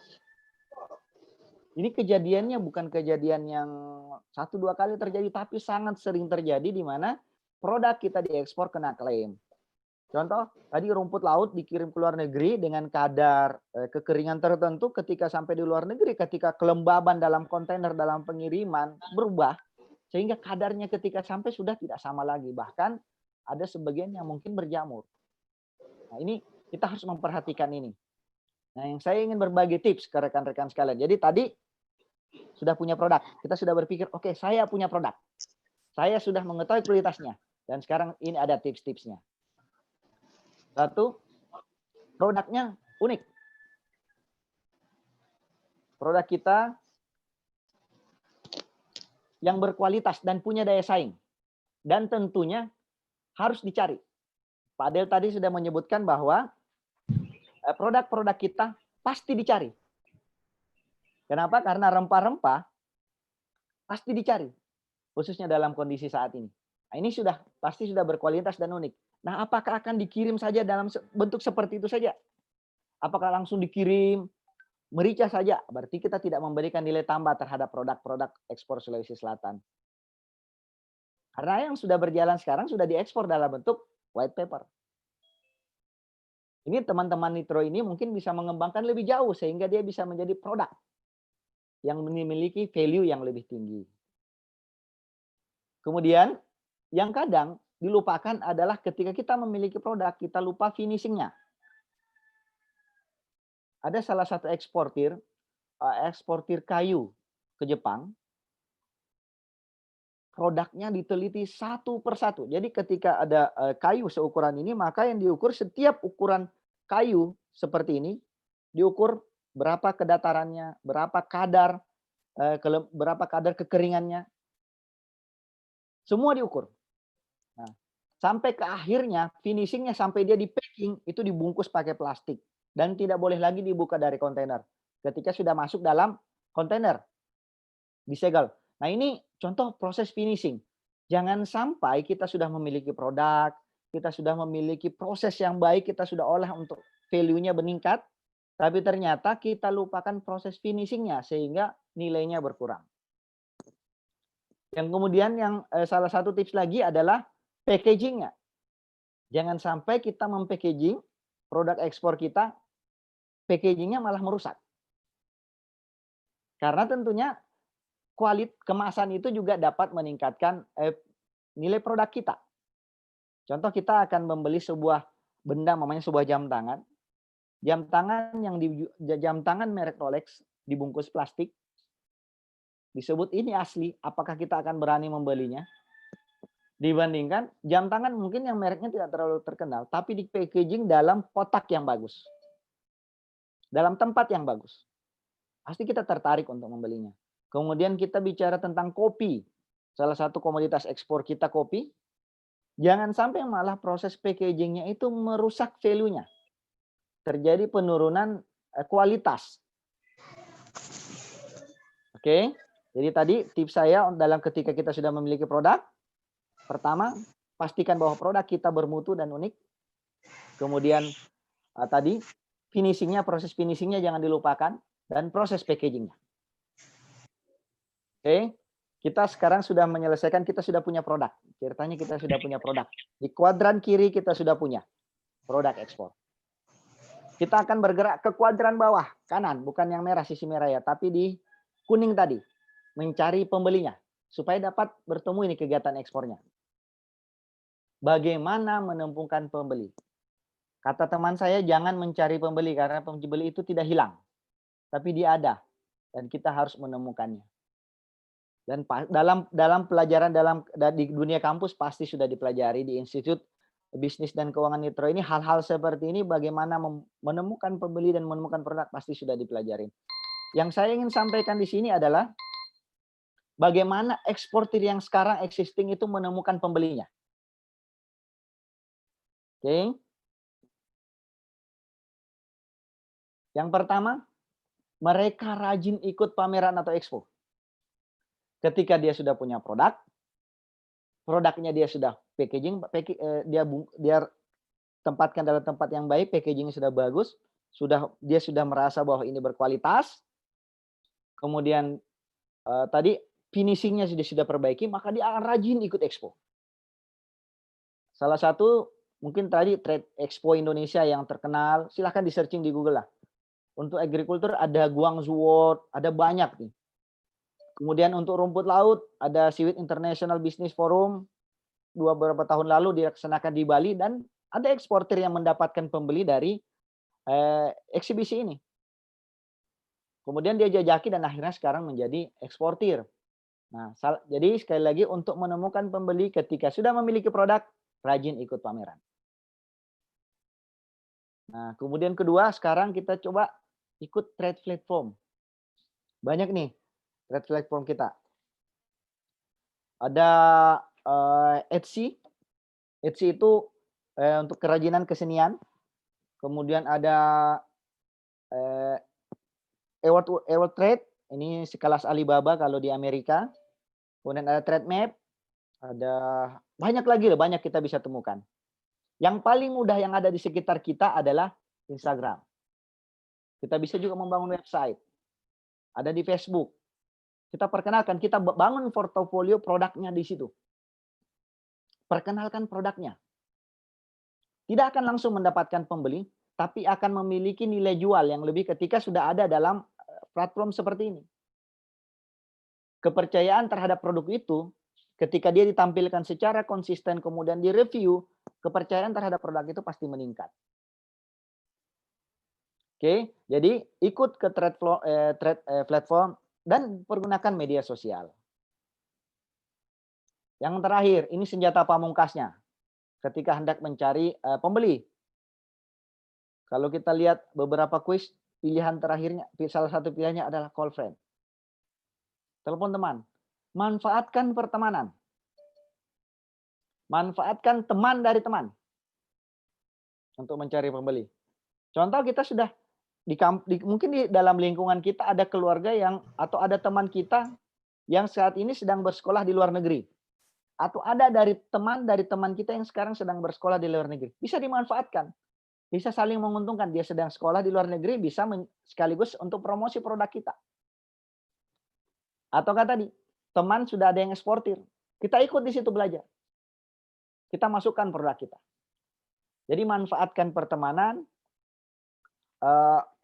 cari teman sebanyak-banyaknya, karena itu tidak akan banyak. Sudah banyak pepatah yang mengatakan bagaimana berteman, bagaimana meningkatkan silaturahmi, itu tidak akan pernah merugikan. Semakin banyak teman, peluang kita untuk memanfaatkan kegiatan-kegiatan ekspor ini semakin besar. Karena itu akan bertemu. Dari satu cerita ke cerita yang lain akan bertemu nanti dengan pembelinya. Kemudian di zaman sekarang jangan lupa manfaatkan interneting. Tadi pengelolaan media sosial. Jangan lupa bahwa sekarang kita sudah borderless secara pasar global. Produk-produk kita sudah bisa pasarkan langsung di internet. Kita bisa menjual langsung produk-produk kita. Tentunya tadi untuk meningkatkan nilainya, manfaatkan bagaimana cara dibuat sedemikian rupa sehingga produk tersebut menarik pembeli. Entahkah dalam bentuk video, flyer, dan semacamnya, silahkan. Dan mudah-mudahan akan ada yang tertarik dan bisa dikirim sampelnya ke luar negeri. Beberapa kegiatan kami sebelumnya prosesnya seperti itu, dan ya sudah ada yang bisa mengirimkan sampel-sampel produknya ke luar negeri. Dan itu mudah. Oke, mungkin itu saja terakhir dari saya terkait masalah bagaimana produk ekspor ini. Kemudian bagaimana cara kita menemukan pembeli. Harapannya ketika kita memiliki salah satunya kita bisa mempertemukan sehingga tadi rekan-rekan mahasiswa Institut Bisnis dan Keuangan Nitro ini bisa menjadi eksportir dan tentunya meningkatkan nilai ekspor, nilai produk ekspor dengan tidak mengirim barang ekspor dalam bentuk raw material, tapi sudah produk olahan. Kemudian sekali lagi temukan dan kembangkan kualitas produk Anda agar bisa menarik pembeli. Manfaatkan sekali lagi internet. Kalau sudah memiliki produk, Bea Cukai secara terbuka siap berdiskusi bagaimana produk tersebut bisa dikirim ke luar negeri. Dan terakhir, mari kita bersama-sama meningkatkan kualitas produk Indonesia. Kita tingkatkan nilainya dengan melakukan pengolahan sebelum diekspor. Itu saja dari saya. Terima kasih. Saya kembalikan ke Ririn, mudah-mudahan ada manfaatnya dan kita bertemu dengan teman-teman ini, teman-teman dari Nitro ini saat telah menjadi eksportir dan kita dalam posisi melayani mereka. Silakan Ibu Ririn, saya kembalikan. Assalamualaikum warahmatullahi wabarakatuh. Waalaikumsalam warahmatullahi wabarakatuh. Mari kita berikan apresiasi dan tepuk tangan secara virtual. Terima kasih banyak Bapak Evit dengan materinya yang sangat luar biasa. Mendengar Bapak Evi memberikan materi, Bapak menjelaskan tentang bagaimana keunggulan produk Sulawesi Selatan, berjalan-jalan di setiap daerah pasti ada produk-produk pertanian ataupun kelautan. Jadi kami membayangkan bahwa Sulawesi Selatan itu adalah surga kecil yang jatuh ke bumi. Ya, baik teman-teman, kita akan melanjutkan ke materi selanjutnya. Materi ketiga ini tidak kalah menarik tentunya, yaitu legalitas ekspor oleh Mas Anugrah Dian Pranata. Siang Mas Anugrah, apakah sudah bergabung dengan kami? Ya. Selamat siang moderator. Ibu Iya, moderator Ibu Ririn. Iya. Mas. Mas, sebelumnya nih Mas, Ya. saya tebak-tebakan. Boleh. Silakan. Tahu nggak apa bedanya Mas Anugrah dengan barang ekspor? Enggak. Apa Langsung bedanya? aja nggak tahu gitu loh Oh, Mas. nggak tahu Mbak. Baik, kalau Mas Anugrah menyiapkan diri, menemukan calon, dapat legalitas orang tua, sudah bisa ke pelaminan. Kalau barang ekspor, barang siap, calon pembeli sudah ditemukan, legalitas terpenuhi, sudah bisa diekspor. Tanpa berlama-lama, kami persilakan kepada Aduh, ini. Terima kasih banyak moderator Bu Ririn. Nah, sebelumnya saya mau sapa rekan-rekan sekalian sudah hadir.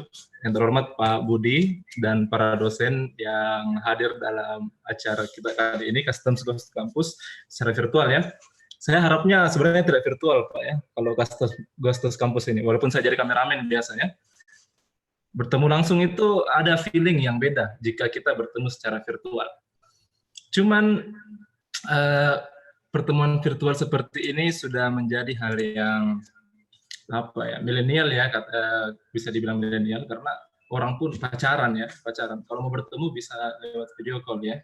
Jadi saya harap dengan pembawaan materi secara virtual ini juga serasa video call sama pacarnya ya. Untuk cewek-cewek, kalau cowok-cowok jangan ya, jijik. Baik, terus untuk rekan-rekan semua saya mau teman-teman semua saya mau minta pendapatnya. Ini enaknya saya panggil apa ya? Tulis di chat, coba saya panggil apa?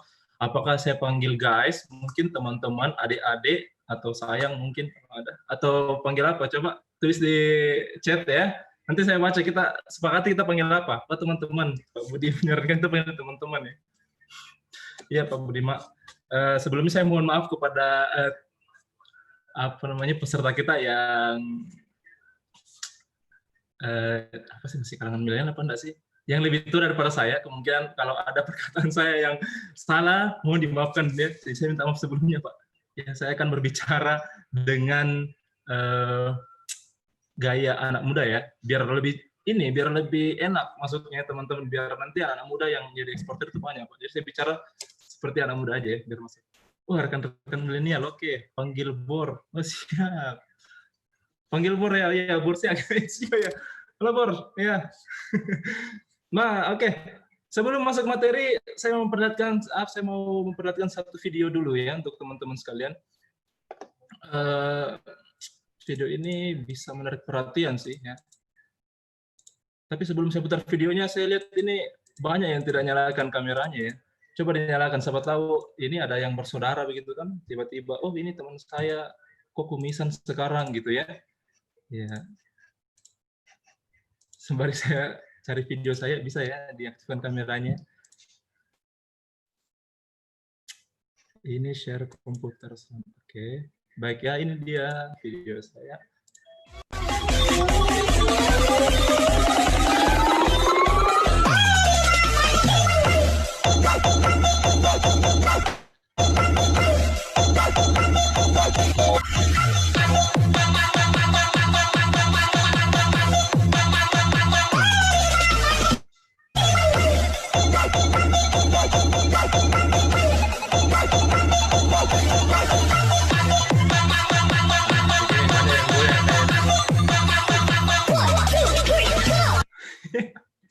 Oke, terima kasih sedikit ya pengantar sebelum saya masuk ke materi ini.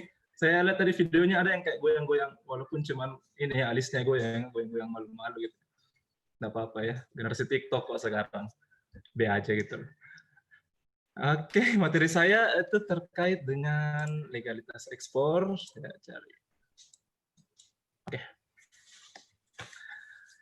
Nah, untuk menjadi seorang eksportir, menjadi eksportir ya, tadi sudah jelaskan bahwa kita harus memiliki perusahaan ya, minimal CV lah. Nah, terus kalau kita sudah punya perusahaan, kita harus mendapatkan legalitas agar bisa melakukan ekspor. Oke? Nah, salah satu legalitasnya itu yang harus harus dipenuhi yaitu NIB. Ini teman-teman sekalian, kalau ada pengusaha, saya rasa ada pengusaha pasti di sini ya. Pasti tahu ya yang namanya NIB itu, NIB nomor induk berusaha. Sudah pastilah namanya juga berusaha ya. Nomor induk berusaha. Sama dengan kalau kita warga masyarakat sekitar ya, masyarakat sekalian punya NIK ya, nomor induk kependudukan. Nah, ini ternyata kalau kita mau berusaha harus punya nomor induk berusaha juga. Nah, lanjut.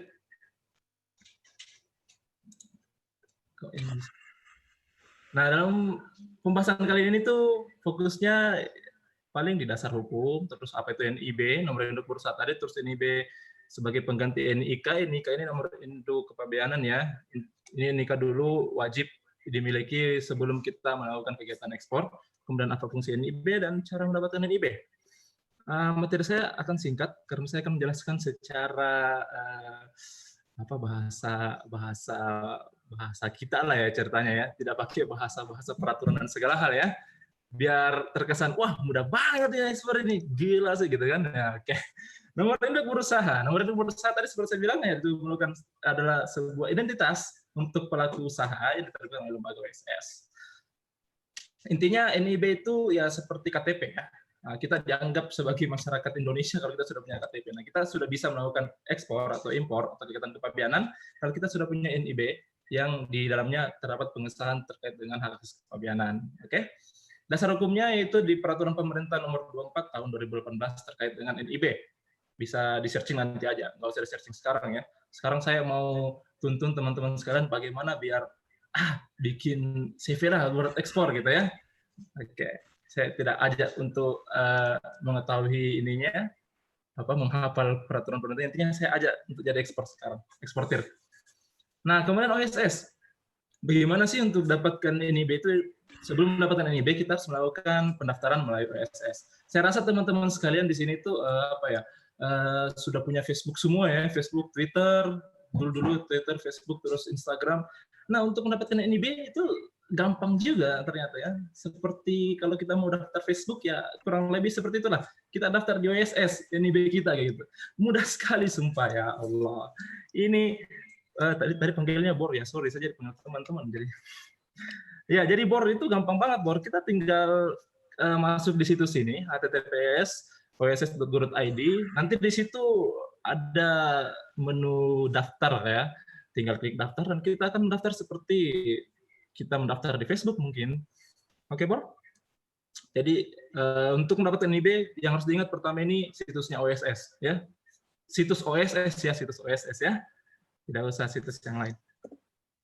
Nah, situs OSS ini juga dijalankan oleh Badan Koordinasi Penanaman Modal. Kalau kantornya itu DPM PTSP di Makassar itu di belakang MP ya. Nah, kebetulan di belakang MP kali aja teman-teman sekalian sudah ada yang berani jalan ke mall ya, ke mall Penakukang, bisa lah jalan-jalan ke kantornya DPM PTSP. Tanya-tanya, bagaimana kalau kita mau dapat NIB kan? Besoknya ya datang ke Becukai untuk ekspor ya, gampang sekali kan? Oke, nah ini nih tampilan menunya. Bisa lihat tampilan menunya di situ. Ada di kotak hijau itu bagaimana sih? Di kotak hijau kanan atas itu ada tulisan daftar atau masuk. Tinggal diklik itu, sumpah. Diklik itu langsung kita, oh ya daftarnya kayak gimana gitu. Jadi lebih mudah daripada Facebook loh ini. Tinggal klik daftar masuk pakai bahasa Indonesia lagi. Facebook biasanya bahasa Inggris di aturan. Nah, untuk mendapatkan NIB itu harus daftar di sini dulu, di OSS ini. Daftar, kemudian kita isi segala kelengkapan-kelengkapan yang diperlukan oleh dinas terkait ya, terkait dengan usaha kita, mungkin SIUP dan segala hal diisi, dilengkapi, nanti akan muncul NIB-nya. Nah, dulunya NIK, induk kepabeanan, itu sudah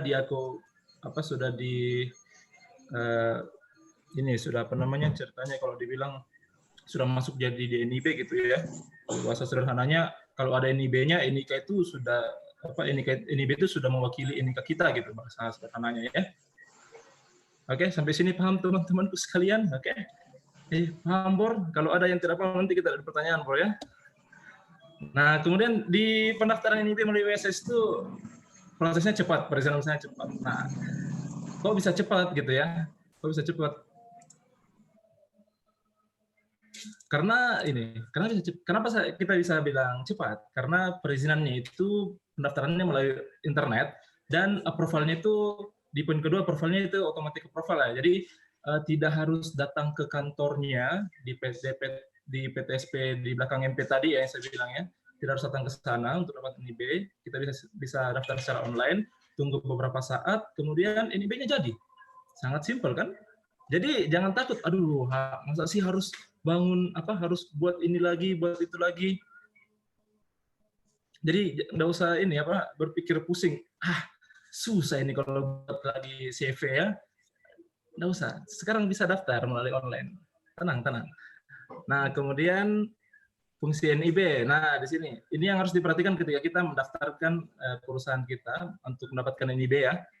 Ada nanti di bagian pengesahannya itu harus sebagai di tanda daftar perusahaan, harus memiliki tanda daftar perusahaan, kemudian API untuk impor, dan hak akses kepabeanan. Nah, ini yang 3 yang wajib yang ada di NIB kita kalau kita ingin melakukan kegiatan kepabeanan, baik itu impor ataupun ekspor. Diingat ini 3 ya. Nah, karena biasa ada NIB yang tidak dilengkapi dengan pengesahan 3 ini. PDP, API, dan hak akses kepabeanan. Itu tidak bisa melakukan kegiatan kepabeanan. Nanti ada contoh NIB. Bagaimana cara mendapatkan NIB? Nah, tadi kan sudah saya jelaskan dari awal. Pertama kita login di OSS Board. Jadi sudah login, terus klik daftar masuk, kita isi data yang diperlukan, mengisi bidang usaha kita apa, mungkin jasa atau apa.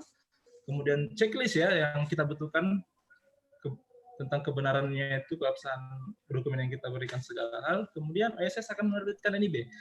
It's sangat mudah ya ternyata. Kalau Facebook kan kayaknya harus pindah ke Gmail lah, segala hal. Ini satu arah aja gitu. Jadi saya rasa habis ini semua boleh coba di internet ya. Kalau susah, hubungi saya. Nah ini, kalau di daftar ada simulasi. Oh ini bahkan dikasih simulasi loh semua. Waduh, ini mudah banget ya kan. Jadi kalau dengan penjelasan saya susah, di OSS-nya langsung sudah ada simulasi juga. Tinggal diklik simulasi, kita bisa lihat, oh cara pendaftaran seperti ini. Ada petunjuk teknis pengisian juga. Nah, ini contoh NIB. Nah, kalau kita sudah memiliki NIB, itu sudah berarti kita punya legalitas untuk melakukan kegiatan ekspor. Ya kan? Nah, NIB bisa dilihat dulu, diperhatikan baik-baik ya. Kurang lebih seperti ini bentuknya ya. Beda jauh dengan buku nikah. Tapi beginilah legalitas untuk menjadi eksportir. Nah, itu yang digarisbawahi. Harus ada ya, tanda daftar perusahaan, angka pulang impor, dan hak akses kepabeanan. Ingat itu pengesahannya harus ada itu. Oke? Jangan sampai kelewatan yang itu. Kalau kelewatan yang itu ya tidak bisa melakukan kegiatan kepabeanan dong, ya kan? Oke, Bor. Kita lanjut. Sudah hafal ini bentuk NIB kayak gimana? Biar nanti tidak pusing ya. Ini nanti didapat kalau kita sudah daftar segala hal, mengisi dan segala halnya. Kalau kita sudah finish di OSS akan muncul dokumen seperti ini. Ya, tidak perlu lagi bawa tanda tangan ke kepala dinas mana, nggak usah ya, karena sudah seperti ini ada barcode di bawahnya sebagai penggantinya. Nah, proses pendaftarannya NIB itu tidak dipungut biaya. Seperti tadi di video awal saya ya, bahwa memang untuk mendaftarkan NIB, untuk mendapatkan NIB itu ya gratis. Ya paling kalaupun mau datang jalan-jalan ke kantor PTSP-nya ya uang bensin paling ya. Selebihnya gratis gitu. Dan kuota sih kayaknya, kalau online ya kuota nggak gratis. Oke, kembali ke fokus pembahasan tadi. Dasar hukumnya, NIB pengganti NIK, apa fungsi NIB, dan bagaimana cara mendapatkannya, kita sederhanakan. Ya, kalau pembahasan tadi agak ribet menurut teman-teman, kita sederhanakan. Gampang sekali, ya Allah. Pertama, untuk menjadi eksportir itu, buat NIB di PTSP terdekat, kalau mau ya. Atau bisa melalui situs oss.go.id. Mudah sekali lewat situs itu. Terus jangan lupa ya, untuk mendapatkan pengesahan TDP, API, dan hak akses kepabeanan. Ingat itu, untuk melakukan mendapatkan usaha yang bisa melakukan kegiatan kepabeanan. Kemudian ya jadi NIB kita. Nah, ada warna merah di bawah itu, kebingungan yang berlanjut silahkan hubungi kantor DPM PTSP terdekat ya. Kalau bingung soal NIB ya datanglah, jalan-jalan ke sana. Dekat kok dari MP, belakangnya MP pas dia kantornya gitu. Atau kalau lebih bingung lagi, bisa jalan-jalan ke kantor kita di Jalan Hatta nomor 2 Makassar, Bea Cukai Makassar. Di sana kalau datang, insya Allah ketemu Ibu Ririn, atau saya, atau teman-teman dari kantor Bea Cukai Makassar. Ya. Kalau mau ketemu sama saya, special request boleh, tanya sapamnya. Ya. Nah, setelah mendapat materi ini, materi legalitas untuk melakukan NIB, saya mau tahu nih, rekan-rekan sekalian, bor-bor saya sekalian ini, prosesnya semua, coba tulis di kolom chat, seandainya kita sudah mendapatkan NIB nih ya, perusahaan kita sudah ada legalitas untuk ekspornya. Teman-teman sekalian mau ekspor apa sih? Coba chat, saya mau tahu. Coba diisi di ininya, di apa sih itu namanya? Di kolom komentar ya. Iya, di chat ya, di chat. Coba mau ekspor apa? Nih jangan sampai ada ekspor mantan ya. Ekspor mantan itu sebenarnya boleh sih kalau mantan apa ya? Ekspor makhluk hidup ya, ada ekspor makhluk hidup. Ya, ekspor mantan tidak ada. Oh, ada yang mau Pak Budi mau ekspor porang. Ya, oke Pak Saleh. Pak Nugrah, boleh saya bertanya Pak Nugrah? Siap Pak Saleh, nanti di mod apa setelah semua materi nanti ada sistem. Oke, siap. Oke Pak. Ekspor sarang walet, wow, batok kelapa di Cina untuk pembuatan masker. boleh juga nih batok kelapa. Oke. Nah, di sini coba masih ada ekspor tempe ke Cina. Bisa di Amerika itu atau di mana ya, di luar negeri lah. Itu jualan bakwan itu laku malahan ya. Kali aja ya ada bakwan dikemas secara kalengan mungkin utuh sampai sana bisa dijual di sana ya. Ada teman-teman ini kira-kira mau ekspor apa kalau sudah jadi eksportir? Cengkeh ke Mesir, wow, luar biasa. Cengkeh ke Mesir ya. Ekspor ikan mungkin tidak ada ya ekspor ikannya. Nah, kalau sudah tahu, oh saya mau ekspor ini nih, ternyata saya mau ekspor porang, mau ekspor ikan, segala hal. Boleh enggak sih saya ekspor itu? Kan pasti pertanyaannya kayak gitu ya. Boleh enggak sih saya ekspor itu? Atau mau ekspor makhluk hidup gitu ya. Kecuali mantan gitu kayak. Boleh enggak sih saya ekspor ini, saya mau ekspor kucing, boleh enggak gitu ya. Saya mau ekspor ikan, boleh enggak ya. Nah, itu pasti akan ya menjadi pertanyaan kita juga ya. Boleh enggak sih? Ini dia materinya. Tadi kan sempat dibahas sama pemateri sebelumnya Kak Evi ya, terkait dengan produk kita, mengenal produk. Nah, kalau saran dari saya sih mengenal produk kita betul-betul harus teliti. Produk saya itu apa ya? Jangan hanya karena saya mau ekspor kelapa ya, kelapa apa dong? Apakah kalau di Pantai Losari aja tuh ada saking detailnya mengenal produk kelapanya ya. Di Pantai Losari itu berarti ada kelapa merah, kelapa obat, kelapa bakar ya. Jadi kayak gitu. Mengenal produk itu hanya bukan sekedar saya mau ekspor pisang, enggak dong. Harus tahu pisang apa nih yang saya mau ekspor gitu ya. Atau saya mau ekspor apa deh? Baju lah apa segala hal ya. Harus tahu produk saya itu apa sebenarnya. Setelah kita kenal produk, maka kita bisa mengecek terkait regulasinya di INSW, di situs lagi ini. Situsnya itu insw.go.id. Nah, di sini tuh kita bisa mengecek barang saya ini apakah bisa diekspor atau tidak. Nah, di sini situsnya.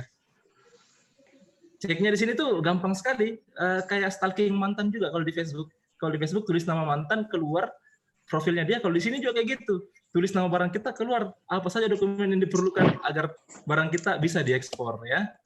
Nah, INSW dan produk saya, apa sih hubungannya INSW dengan produk? Ya sangat dekat dong. Karena di INSW, kita bisa melihat produk kita itu apakah masuk dalam kategori pelarangan atau dibatasi untuk diekspor. Oke? Oke, Bor? Nah, terus kalaupun ternyata barang saya kena lartas ya, kita singkat jadi lartas ya, barang larangan dan dibatasi. Kalaupun ternyata kena lartas, apakah bisa diekspor? Bisa saja mungkin. Dengan mengecek dokumen pelengkapnya apa. Jadi ketika barang-barang yang dibatasi untuk diekspor biasanya itu harus dilengkapi dengan dokumen-dokumen tambahan dari instansi-instansi lain selain bea cukai ya. Nah, itu bisa kita cek di situs ini intr.insw.go.id.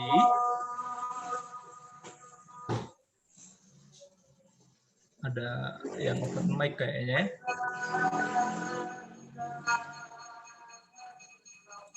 Oh, ada penjual bakso lewat, guys. Ada penjual bakso, guys. Nah, ini bisa dicek di sini, guys. Ada tadi penjual bakso itu. Tiba-tiba salah, parah. Di sini, di ntr.insw.go.id. Nah, di sini bisa kita dokumen-dokumen apa saya harus perlukan ketika saya mau mengekspor barang saya. Tadi kan sudah kenal ya barangnya apa ya. Kalau sudah kenal, cek di NSW. Apakah barangnya bisa diekspor atau tidak. Nah, cara ceknya itu kalau kita masuk di menunya nanti akan ada submenu seperti ini tulisannya ya. Di Indonesia NTR. Kemudian klik Lartas Information. Nah, itu aja. Nggak usah klik yang lain dah. Ini saya ajar biar betul-betul ekspornya itu, oh ternyata segini. Langsung klik Lartas Information. Nggak usah klik yang lain. Nggak usah cari tahu yang lain. Nah, kalau sudah klik masuk itu, nanti akan muncul menu seperti ini. Di kiri atas itu ada menunya besar kayak gitu, saya perbesar. Di situ bisa kita cari by government agency, oleh by important permit-nya, export permit-nya, atau import commodity-nya. Tapi yang lebih mudah, nggak usah klik yang itu. Kita klik langsung di parameter pencariannya. Ini saya perbesar lagi di bawah, karena ketulisan parameter di situ tuh boleh dilihat ya. Di bawahnya itu ada tulisan HS code lartas impor, HS code lartas ekspor. Kita ceknya lartas ekspor deskripsi aja ya. Soalnya kalau HS code itu butuh ilmu yang lebih lagi untuk mempelajari detail barang. HS code itu adalah kode yang diberikan kepada suatu produk ya, untuk dikenal secara nasional. Jadi dia kayak kode-kode gitu. Kalau di komputer binarinya, jadi kodenya kayak gini, barangnya ini. Nah, untuk mendapatkan deskripsi ya, untuk tulis nama aja, tulis kode itu lartas export description. Langsung klik aja itu, centang, di keywordnya masukkan. Barang saya tadi apa sih? Nah, kan anggaplah kalau pisang, masukkan pisang, ya kan? Tapi saya rasa di sini barangnya semua akan ada ya. Tapi ingat ya, kalau masukkan bahasanya di sini itu pencariannya pakai bahasa Indonesia yang baku ya, atau bahasa Inggris. Soalnya kalau pakai bahasa Bugis tidak ditemukan Pak, karena yang bikin situs ini bukan khusus orang Bugis gitu Pak ya. Ini khusus Indonesia. Jadi pakai bahasa Indonesia, jangan pakai bahasa masing-masing ya. Jangan sampai di situ ditulis kan ini mau ekspor jagung, ditulis dale, mungkinnya dale kalau orang Palopo ya. Gitu. Beras ditulis barak ya gitu ya. Jangan ya. Ditulis sesuai bahasa Indonesianya. Nanti akan muncul kalau seumpama kita klik pisang atau segala atau barang yang kita mau ekspor, nanti akan muncul seperti ini tampilannya. Nah, bisa dilihat ada HS code-nya ya. HS code tadi seperti saya bilang itu kode untuk barang kita. Nah, diklik dong, diklik HS code itu diklik untuk tahu dokumen saya itu barang saya itu dokumen apa saja sih yang diperlukan biar bisa melakukan ekspor dengan barang tersebut gitu ya. Kalau diklik nanti akan muncul detail informasi seperti ada MFPN, ada preferential tarif, import regulation, dan export regulation. Nah, jelaskan sedikit ya, di MFN itu terkait dengan bea masuk dan segala halnya, ya pembayaran pajaknya mungkin ya PDRI dan BM dan bea keluarnya, cukainya.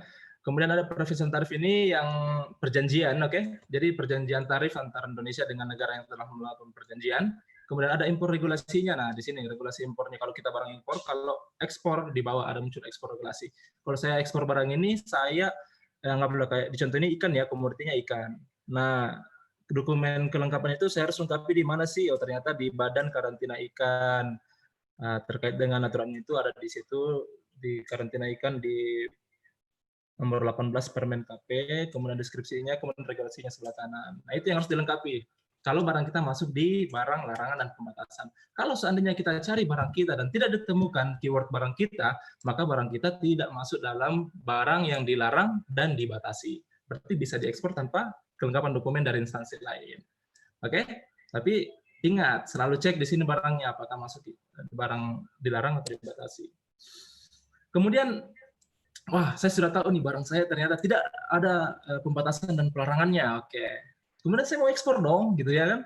Kan sudah ada barang, tinggal ekspor ya. Kita sudah kenal produk kita apa, kita sudah punya legalitas untuk melakukan kegiatan ekspor, barang kita sudah tidak terkena lartas atau mungkin terkena lartas dan dokumennya sudah lengkap. Saya mau ekspor dong. Gimana caranya? Oh, di Bea Cukai juga sekarang sudah ada namanya aplikasi CISA 4.0 ya, oke?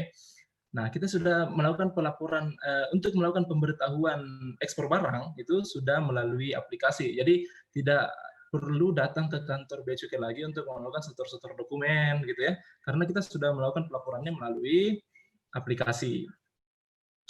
Nah, untuk mendapatkan aplikasinya juga tidak serta-merta kita download di App Store atau Play Store ya untuk mendapatkan aplikasinya. Namanya itu modul ekspor kalau kita biasa bilangnya modul ekspor. Modul ekspor itu tempat di mana kita melakukan sending atau pengiriman pemberitahuan ekspor barang kita. Cara mendapatkannya yaitu kita ke kantor Bea Cukai dulu untuk mengajukan permintaan modul. Harus ke kantor Bea Cukai melakukan permintaan modul karena aplikasi itu tidak bisa didapatkan dengan semudah kita download game Mobile Legends di App Store atau Play Store gitu. Ya, karena ini terkait dengan kegiatan kepabeanan yang dimana memang ini harus mempunyai kode-kode apakah betul-betul barang apa perusahaan kita melakukan kegiatan ekspor atau tidak, atau hanya main-main gitu kan. Nah, itu perlu semua akan diteliti, peneliti dokumen, baru kemudian kita diberikan aplikasi modul ekspor ini. Jadi datang ke kantor untuk permintaan modulnya, baru kemudian kita bisa melakukan sending, PEP, pemberitahuan ekspor barang di modul tersebut. Nah, kayak gitu, mudah sekali kan ternyata kita ekspor. Yang kuning ini ternyata ada yang kuning. Kalau ternyata teman-teman sekalian sudah ada usaha perusahaannya, sudah bisa melakukan kegiatan ekspor, impor, kemudian barangnya sudah tahu barangnya apa, saya sudah bisa klasifikasikan barang saya apa, dan dokumen kelengkapannya juga sudah tahu apa ya. Terus, aduh, malas saya ke bea cukai gitu, malas saya urus PEB-nya, modul ekspornya, malas saya. Atau mungkin kenapa malas ke bea cukai? Mungkin ada mantannya atau bagaimana, mengingat masa lalu gitu kan, malas saya ke bea cukai. Ya tenang, di sini gitu ada namanya perusahaan PPJK ya. PPJK itu adalah perusahaan yang bisa menangani jasa kepabeanan untuk perusahaan Bapak Ibu sekalian. Sangat mudah, tinggal bayar PPJK, maka dia yang akan menguruskan segala proses kepabeanannya. Jadi kita cukup punya usaha, terus mengumpulkan produk kita, kemudian saya mau ekspor, kasih PPJK nih, saya mau ekspor barang ini nih, coba aturkan dong ininya, proses kepabeanannya, nah kasih aja gitu, tinggal kasih fee nanti beberapa terkait fee-nya itu ya PPJK-nya yang tahu ya, nah, kayak gitu. Dan oh ya sudah, terima kasih banyak. Oke, sampai situ mungkin materi saya, sangat mudah untuk ekspor ternyata ya, jadi jangan takut. Kalau mau bertanya langsung, bisa langsung ke kantor Bea Cukai Makassar di Jalan Nata nomor 2. Oke, saya harap materi yang saya sampaikan ini akan menjadi landasan pertama ya, pijakan pertama untuk kita semua mulai ekspor. Terima kasih, saya kembalikan kepada Ririn. Assalamualaikum warahmatullahi wabarakatuh. Waalaikumsalam warahmatullahi wabarakatuh. Terima kasih Mas Anugrah. Yuk kita berikan tepuk tangan secara virtual kepada Bapak Anugrah. Jadi, penjelasan dari Bapak Anugrah itu kemudahan ekspor sangat-sangat mudah karena ada di genggaman kita ya dan di PC kita masing-masing ya Pak Anugrah. Betul. Baik Pak Anugrah, terima kasih banyak atas materi yang telah diberikan. Wah, nampaknya para peserta semakin tertarik untuk mengikuti pembahasan ekspor lebih dalam lagi. Luar biasa sekali semangat teman-teman hari ini. Selanjutnya kami akan silahkan dapat bertanya pada kolom chat. Saat ini sudah ada banyak pertanyaan dari rekan-rekan sekalian. Baik, kami akan memilih pertanyaannya. Pertama dari Bapak Budi Krisnanto. Bapak Budi, mohon izin untuk mengaktifkan audio dan membuka kameranya. Pertanyaan ini akan dijawab oleh Bapak Adel. Baik, mohon izin Pak Budi, apakah sudah bergabung bersama kami? Oh baik, kita lanjut saja ke pertanyaan kedua. Saya Bu. Oh iya, baik Pak Budi, kami persilahkan Pak untuk menanyakan langsung. Ya. Saya saudaranya Pak Budi, Bu Ririn. Oh iya, siap. Pak Saleh. Pak Saleh ini bersaudara dengan Pak Budi. Cuma dia lahir di Jawa Timur, saya lahir di Makassar. Wah, nice info ya, Pak. Ya, begitu ya. Yang ingin saya bertanya kepada Pak Anugrah, boleh ya Bu Ririn? Oh iya, silakan Pak. Ya. Pak Anugrah, terima kasih, materinya luar biasa. Kami juga ini biasa mengurus yang namanya NIB juga, tapi khusus untuk UKM. Yang kita tidak melihatnya dia dari mau impor atau ekspor, enggak. Pokoknya UKM saja gitu. Yang ingin sebenarnya yang saya tanyakan Pak Anugrah adalah adakah tidak data mengenai UKM kita Makassar ini yang melakukan ekspor gitu. Karena kami pernah mau coba mendatangi sebenarnya Bea Cukai untuk meminta data, adakah UKM Makassar, khususnya Sulsel ini yang kemudian melakukan ekspor.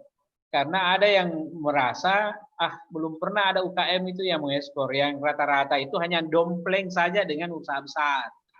Apa benar begitu, Pak? Karena kita berharap UKM juga sebenarnya mau mengekspor, seperti misalnya bumbu yang ada di Makassar itu sebenarnya banyak yang minat, seperti di Malaysia, atau di Singapura seperti misalnya bumbu coto, bumbu konro, bumbu paleko ya. Cuma enggak ada bahasa Bugisnya ya, Pak. Paleko ya, Pak Nugra ya. Bahasa Bugis itu.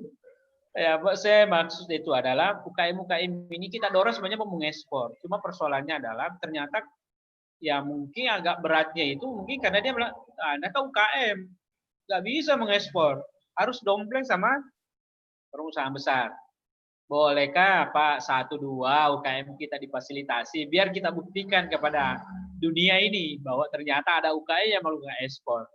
Begitu mungkin Pak Anugrah, mohon supporting karena kami ini dari inkubator bisnis ya sekaligus sebagai konsultan UKM di Makassar yang banyak membantu UKM-UKM kita untuk link ke ekspor walaupun kendalanya itu tadi masih UKM, yang namanya UKM usaha mikro kecil rasa-rasanya kalau mengekspor ya terbatas gitu.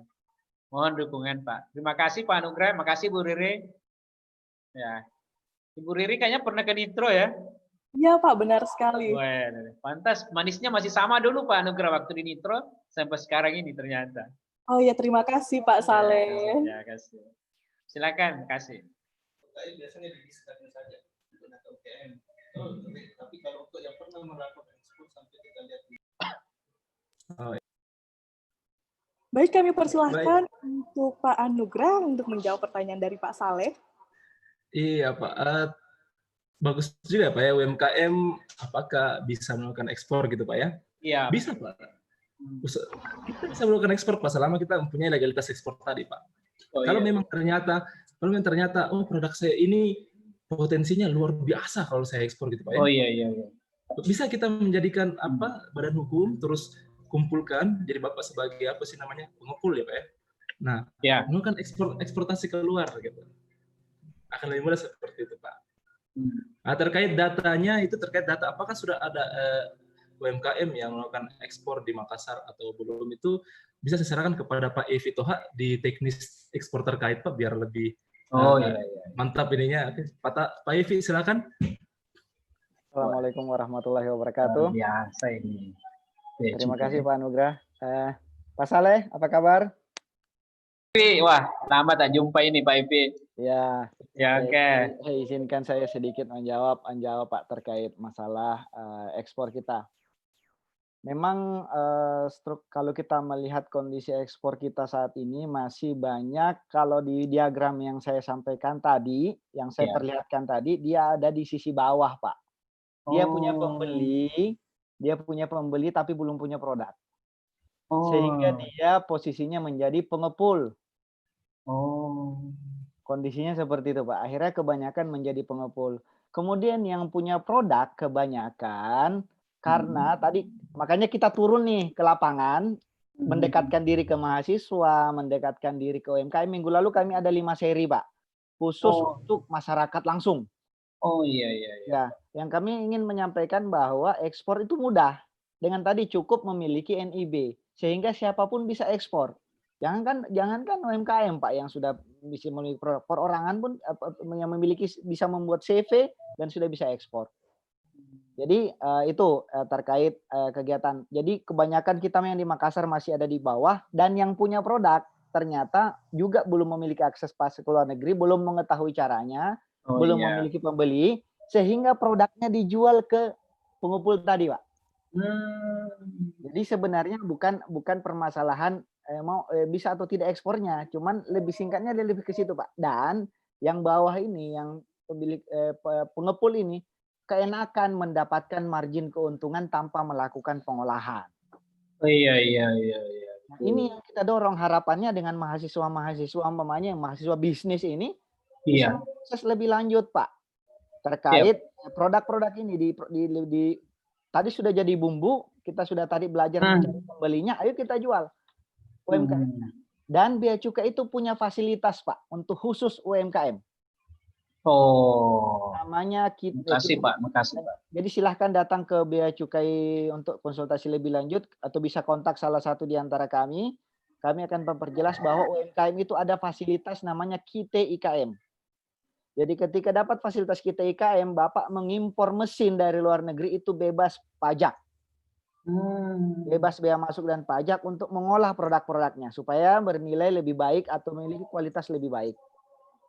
Jadi mengimpor bahan penolong, jadi contoh umpamanya Bapak mau bikin yang mungkin yang bisa sebut sepatu umpamanya, tapi lemnya dari luar negeri, maka impor lemnya dibebaskan.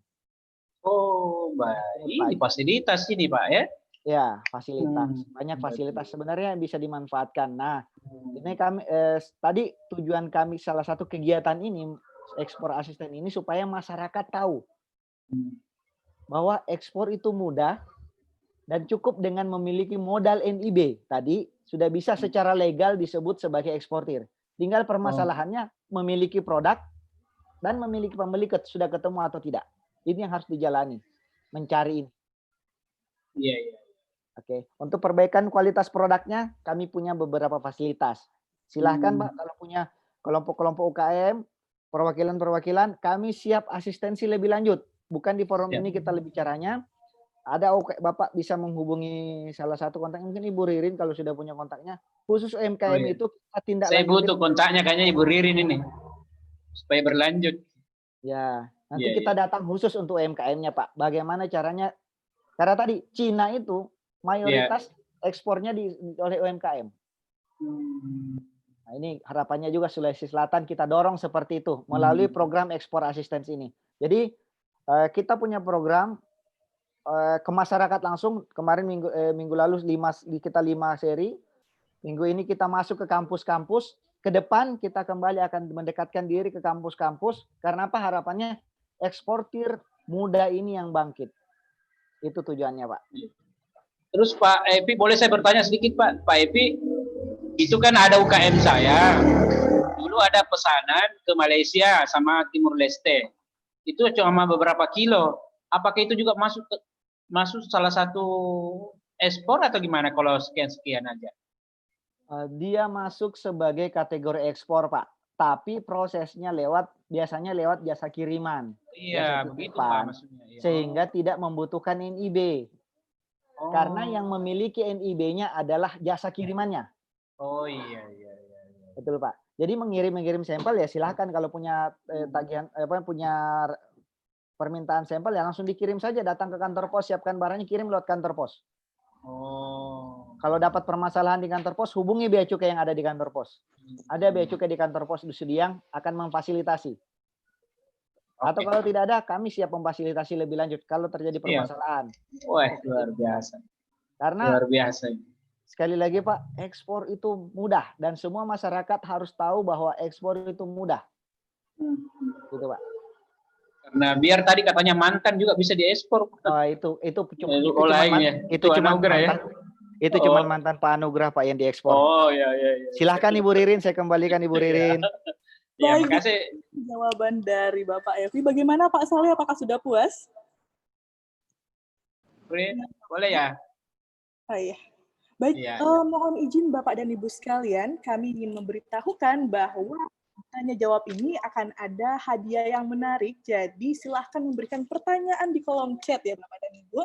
Nah, mohon izin Bapak Ibu, di sini sudah ada pertanyaan dari Al-Muhazab, mahasiswa PPS IBK. Kalau mau ekspor, apakah harus ada tes uji produk dari pemerintah? Saya pelaku peternak sarang walet di Sulawesi, Pak. Tepatnya di wilayah Luwu atau Palopo. Kalau mau jadi eksportir walet, selama ini saya masih jual di pengepul. Gimana tuh, Pak? Mungkin bisa dijawab oleh Bapak Adel?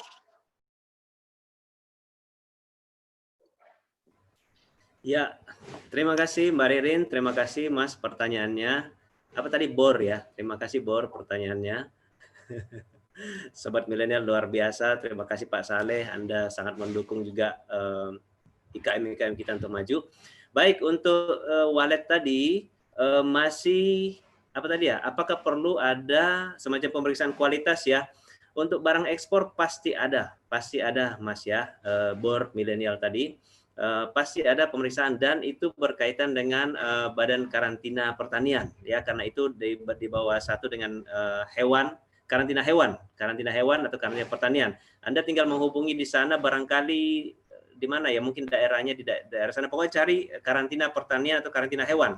Nanti akan diarahkan untuk masalah kualitasnya, karena nanti akan mendapatkan sertifikat dari mereka supaya bisa ekspor. Itu saja. Jadi mereka akan mensertifikasi produk Anda.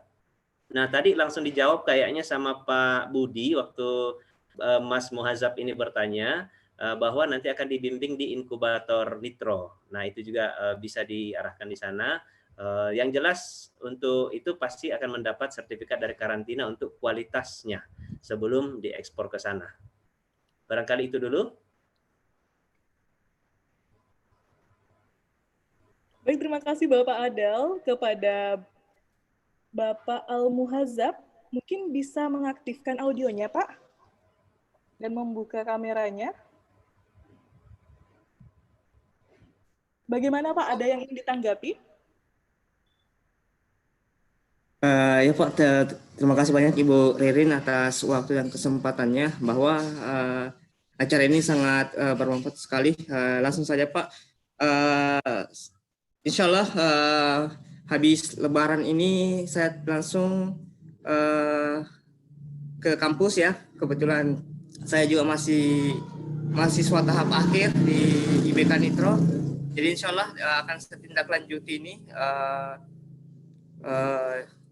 ekspor sarang walet ini, karena kami juga di sini Pak sangat banyak sekali sarang walet yang ada di daerah kami, dan masyarakat di sini pimplang, masih bingung cara menjualnya kemana.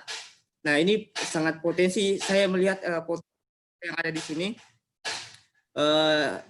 Jadi ada niat untuk menjadi eksportir utama di Indonesia di produk sarang walet ini, karena di kampung saya saja ini sampai puluhan hingga ratusan kilo satu kali panen, Pak. Yes. Jadi ini sangat potensi sekali. Jadi saya juga minta mungkin bimbingannya dari nanti pihak kampus. Terima kasih juga Pak Budi memfasilitasi di kampus, dan insya Allah habis Lebaran saya ke sana, dan juga saya mohon bimbingan dari pihak Bea Cukai untuk siap step-stepnya nanti, karena juga terus terang ini masih pemula Pak dari segi ekspor ini. Biasanya kami impor itu gabungan dari Pak, dari impor dari Arab. Nah, ini ekspor belum pernah Pak. Siap. Jadi kami siap mensupport, dan kami pun siap nanti membantu menghubungkan dengan kantor-kantor instansi terkait yang berkaitan dengan perizinannya. Perizinan termasuk sertifikatnya nanti diurus kemana, nanti kami siap support. Karena dari dinas-dinas terkait misalnya karantina itu juga ada pembimbingan untuk kualitasnya sampai di mana yang bisa diekspor, itu ada pembimbingan dari mereka juga. Oh iya Pak. Sedikit lagi Pak, saya tambahkan beberapa hari ini kami dari Asosiasi Petani Walet yang ada di sini pernah berdiskusi bahwa katanya Pak, yang pewalet-pewalet senior itu ekspor walet itu sangat sulit katanya. Makanya saya ini penasaran dari ini, karena dari pewalet-pewalet dari Kalimantan, Sulawesi, kami beberapa hari lalu kami kumpul, kami share dan membicarakan tentang ekspor ini. Tapi dari entah mungkin dia tidak mau kasih informasi atau bagaimana, wallahu alam Pak. Cuman yang saya dengar dari forum saat itu, ekspor khusus sarang walet ini berbelit-belit katanya. Dengan adanya kampus ini, acara ini, saya juga terima kasih banyak kepada pihak kampus dan Bea Cukai menyediakan acara ini dan memberikan dukungan kepada kami mahasiswanya. Terima kasih. Sama-sama Pak. Nanti kami akan ambil kontaknya Mas. Kami akan keep in touch dengan calon-calon eksportir ini, dan kami dampingi, kami bimbing. Mudah-mudahan tidak berbelit-belit seperti informasi di luar sana. Ya Pak. Siap. Oke, salam sukses. Nanti kami yang antar Pak, dari Nitro yang antar Pak Muhazab, antar ke Bea Cukai. Siap. Supaya link kerjasama yang baik Pak, kerjasama yang baik. Ya, gitu. Ya, Pak. Seperti acara ini sudah ini ya Pak, kita bisa mempetakan yang mana bakal jadi calon eksportir. Betul Bu Rin, betul ya. Malah semua yang jadi akan eksportir ini, insya Allah. Iya. Tentu saja, Pak. Yang Nah, Pak, penting satu jangan lagi, Pak. Oh, yang penting gimana, Pak? jangan perasaannya Ibu Ririn diekspor ke kami gitu. Oh, Nggak kan sudah boleh itu. diekspor, Pak. Iya, Sudah oh iya. pesan. Oke, sip. Baik, mohon izin, Pak. Di sini juga ada Erwin Parega. Apakah Pak Erwin masih bergabung bersama kita? Iya, Bu, masih ada, Bu. Oh iya, sepertinya di sini ramai pertanyaan dari Pak Erwin. Silahkan Pak disampaikan langsung. Oke.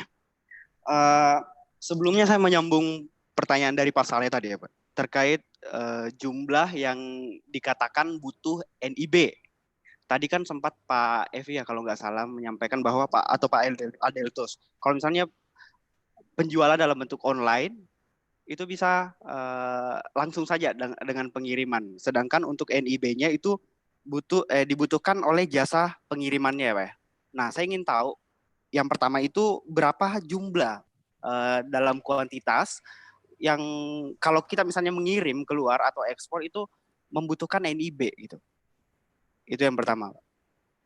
Terus kayaknya ada beberapa pertanyaan saya, tapi saya tertarik tadi dengan pengantar yang materi pertama bahwa ketapang, arang, sama daun kelor itu kan bisa diekspor. Nah, kebetulan per kemarin saya dapat telepon dari teman saya yang ada di Singapura dan dia lagi sakit, dia butuh daun kumis kucing gitu. Katanya daun kumis kucing di sana sangat mahal. Jadi saya sempat berpikir, ini kan mau ada pelatihan nih, bukan pelatihan, ini workshop kayak gini kan. Bukan workshop ini, kayak webinar kayak gini, terus dipermasalahkan dengan informasi yang seperti itu kayaknya jadi sebuah bahan buat ekspor gitu kan. Nah, makanya pertanyaan saya kemarin, yang pertama tadi, yang saya chat itu, apakah ada batasan-batasan khusus untuk komoditi yang akan diekspor? Katanya tadi sempat di-share. Cuman kalau semisal kayak daun kumis kucing, terus daun kelor, arang itu memang ada di sana. Saya belum sempat buka sih, kayak gitu. Itu aja sih dulu. Nanti pertanyaan selanjutnya saya aktif lagi. Gitu. Terima kasih. Baik, keren sekali pertanyaannya Pak Erwin Parega. Mungkin langsung dijawab oleh Pak Adel atau Pak Evi. Ya, saya coba jawab dulu ya. Yang pertanyaan pertama tadi mengenai eksportir kita. Saat ini kita punya sekitar 400 eksportir yang mengekspor lewat Bea Cukai Makassar. Mungkin ada yang lewat Parepare, mungkin ada lewat kantor-kantor lain. Dan dari sekitar 400 itu mungkin ya anggaplah 50%-nya beralamat di Sulawesi. Berarti sekitar 200-an. Dan tidak semuanya adalah pengusaha besar, banyak yang pengusaha kecil ya. Jadi teman-teman siapapun bisa ya, lebih 200 eksportir yang pengusaha kecil mungkin ya di Sulawesi yang mengekspor saat ini. Kemudian apa yang butuh NIB tadi adalah pada saat Anda sudah serius ya mau mendirikan badan usaha. Karena kalau belum serius, ya bolehlah. Karena kan mengurus NIB juga ada badan usaha, pasti ada biayanya dong. Nah, kalau udah serius, badan usahanya bikin, sekalian bikin NIB-nya. Itu kan gratis juga NIB-nya kan. Nah, kalau masih ngirim-ngirim sampel, mungkin masih penjajakan dan sebagainya, kirim lewat kantor pos saja. Itu tidak perlu NIB. Perorangan silakan kirim lewat kantor pos sambil penjajakan barang kirim barang contoh. Kalau tidak salah sampai 100 kg masih bisa lewat kantor pos. Nanti yang jadi eksportirnya adalah tentu perusahaan jasa titipannya. Ya, mungkin nanti yang ada berkaitan dengan kantor eksportirnya. Anda tapi tercatat Anda yang mengirim. Seperti itu. Jadi boleh lewat kantor pos untuk barang-barang contoh. Kira-kira itu yang ditanyakan atau ada yang masih kurang? Atau mungkin persyaratannya ya, misalnya tadi mau kirim kumis kucing dan sebagainya, itu kan tanaman. Itu kan tanaman ya, kadang-kadang ada persyaratan dari karantina bahwa harus ada sertifikat PITO, namanya pitosanitary. Jadi dari Bea Cukai tidak ada persyaratan sama sekali ya, tidak ada perlu dokumen ini, dokumen itu. Cuma kadang-kadang dari instansi tertentu ada persyaratan. Kalau ikan ada persyaratan ini. Kalau tanaman ada sertifikat namanya pitosanitary. Nah itu diurus dari karantina. Tapi itu pun tidak susah teman-teman. Yang penting kita connect dengan kantornya bisa dilaksanakan. Karena sudah banyak kok teman-teman yang melaksanakan kirim barang contoh, kirim 10 kilo, 20 kilo, bisa. Oke Pak, terima kasih banyak Pak atas arahannya. Nah saya lanjut lagi ya, nggak apa-apa ya Bu ya. Ya, ini terkait pernyataan Ibu Sri Mulyani. Kebetulan saya sering dengar Pak masalah pernyataan dari Ibu Sri Mulyani. Katanya untuk ekspor Indonesia itu hanya berada di kisaran 7% ya. Katanya banyak masalah yang menjadi hambatan. Beberapa di antaranya itu adalah kebijakan, struktural, dan daya saing. Tadi Bapak sempat sampaikan bahwa daya saing, oke saya sudah mengerti itu Pak. Nah, masalah kebijakan dan struktural ini gimana ya Pak? Karena sempat tadi Bapak sampaikan bahwa untuk mengurus hal-hal yang terkait dengan ekspor itu sangat mudah. Tapi justru dari kementerian menyatakan itu adalah sebuah hambatan. Itu gimana ya Pak?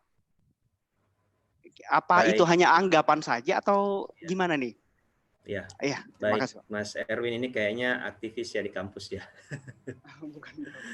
Oke, Mas Erwin, Ibu Menteri itu berbicara bukan mewakili Kementerian Keuangannya saja, tetapi berbicara mewakili nasional, bukan berbicara tentang kementeriannya saja, tetapi tentu hal-hal yang mungkin menjadi permasalahan pelaku bisnis ya.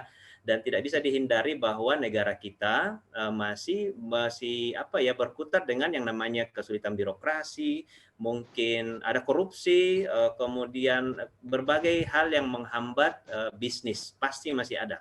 Nah, di dunia internasional ada standar namanya Ease of Doing Business, EODB ya. Nah, di peringkat itu Indonesia tahun ini masih berada di nomor 73 kalau nggak salah. Masih kalah dengan beberapa negara ASEAN, misalnya Thailand sekalipun itu masih ada di atas kita. Kita belum bisa mengalahkan Thailand. Jadi berbisnis Indonesia itu masih sedikit lebih susah dibanding negara-negara yang lain.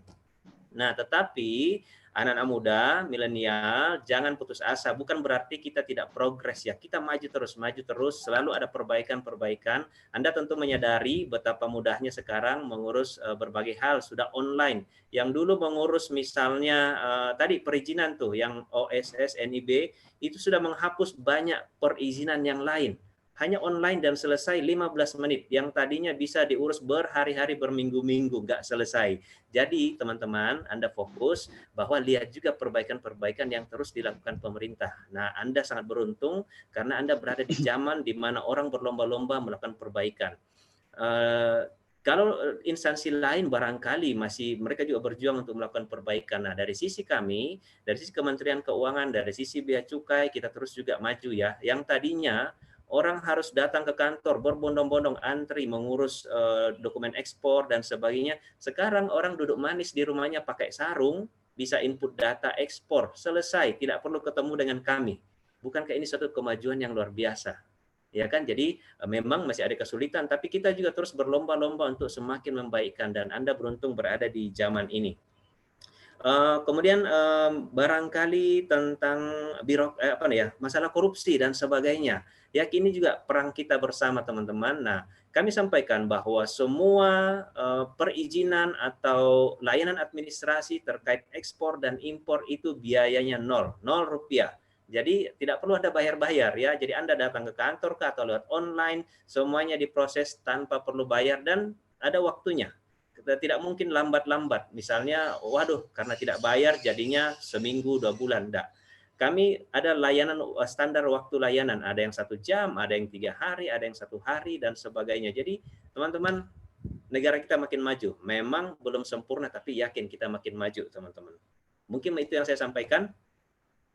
Baik, Pak Erwin Parega, ini ada tambahan dari Pak Evi. Pada Pak Evi, kami silahkan. Terima kasih Bu Ririn. Sebenarnya bukan menambahkan, ingin menjawab dari sisi lainnya karena tadi disampaikan Pak Adel sudah lengkap. Susah itu sebenarnya karena ada 2 hal. Orang masih berpikir susah. Tadi juga terkait sarang burung walet.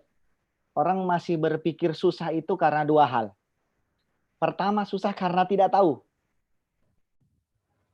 Berpikir susah karena tidak tahu. Makanya sosialisasi ini harus gencar kita sampaikan. Apalagi di sini mahasiswa yang harus membantu masyarakat. Dapat ilmunya kita sharing seperti ini, sampaikan ke masyarakat bahwa ada ternyata proses yang mudah. Jadi susah karena tidak tahu, dan kita coba mencari tahu, dan ini kita sampaikan. Kemudian yang kedua, masih ada mindset lama. Mungkin pernah dulu susah.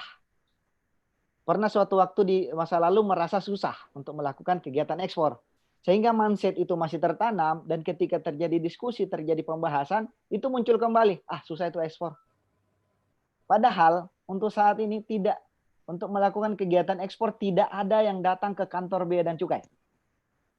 Kantor Bea dan Cukai itu sudah memperbaiki ruang tunggunya, sudah menetapkan protokol kesehatan saat ini, ruang tunggu diperbaiki, dipercantik, suhunya supaya nyaman lah. Tapi tidak ada lagi yang datang ke kantor Bea Cukai untuk mengurus kegiatan ekspor. Karena apa? Semua sudah bisa diselesaikan secara online, dokumen dikirim, disubmit. Kami pun tidak menyimpan lagi dokumen ekspor. Kemudian pelayanan konsultasi sudah melalui via WA. Eksportir itu sisa WA. Kami ada beberapa grup WA nanti khusus untuk melayani eksportir. Nah, terkait tadi yang masalah UMKM, kalau sudah UMKM-nya ada, kami yang siap datang. Tidak usah datang ke kantor Bea Cukai, kami siap datang. Atau kita bisa via Zoom khusus UMKM. Harapannya adalah tersampaikan bahwa mudah. Instansi lain seperti yang disampaikan oleh Pak Adel juga berbenah. Dan sekarang kita sudah ada INSW tadi. Semua persyaratan-persyaratan itu ada di INSW. Tidak usah diantar lagi, ngurus izin di kantor, di karantina, dokumennya dibawa lagi ke Bea Cukai. Tidak lagi seperti itu. Dapat izin dari karantina kirim datanya lewat INSW. Ketika dipersyaratkan untuk ekspor, dikirim dokumen ke Bea Cukai, pasti mencarinya ke INSW. Sudah dipenuhi atau tidak. Ketemunya di sistem. Ini adalah sebuah proses perbaikan. Jadi sekali lagi, mohon bantuan teman-teman mahasiswa untuk menyampaikan ke masyarakat. Menyampaikan ke petani, menyampaikan ke peternak bahwa proses ekspor itu kalau kita sudah punya produk. Tadi saya menjelaskan tentang produk. Kalau sudah sampai di level itu, silahkan ekspor. Dan sarang burung walet, saya ingin sampaikan, saya ingin kembali ke sarang burung walet. Begitu banyak sarang burung walet, dan tidak ada satu catatan ekspor pun dari Makassar. Kami sampaikan. Karena bisa jadi kebanyakan adalah ada di kuadran bawah ini, pembeli yang punya kemudian mengumpulkan. Entahkah dia dikirim ke antar pulau, dikumpulkan di suatu pulau, kemudian diekspor ke lain. Karena di sana orang itu sudah punya pembelinya. Dan dia tidak merasa susah karena sudah tahu. Gitu. Jadi dia tidak lagi merasa susah lagi tinggal mengumpulkan barang. Orang jalannya saya sudah tahu. Nah, ini jalan ini yang sebenarnya mudah, yang harus kita tahu, yang kita kembali pelajari. Mana sih sebenarnya? Dan semua serba online. Jangan khawatir. Kemudian tadi terkait Pak yang 100 kg yang ini betul bahwa 100 kg lewat pos batasannya, tapi untuk kiriman tertentu dia cuma batasi 30 kg. Itu dengan ketentuan bahwa syarat-syarat ekspornya terpenuhi. Syarat-syarat ekspor dalam artian kalau dia butuh tadi contoh kumis kucing, dia ada izin dari mana? Dari karantina pertanian sudah ada, fitosanitarinya sudah ada. Boleh. Tapi kalau belum ada, ya harus diizinkan. Dan kalau yang selama ini yang dibebaskan biasanya terkirim paling tidak cuma setengah kilogram atau 1 kilogram sebagai barang contoh. Karena kalau kumis kucing dikirim 100 kilogram sepertinya bukan contoh lagi. Seperti itu. Ya, mungkin itu dari saya.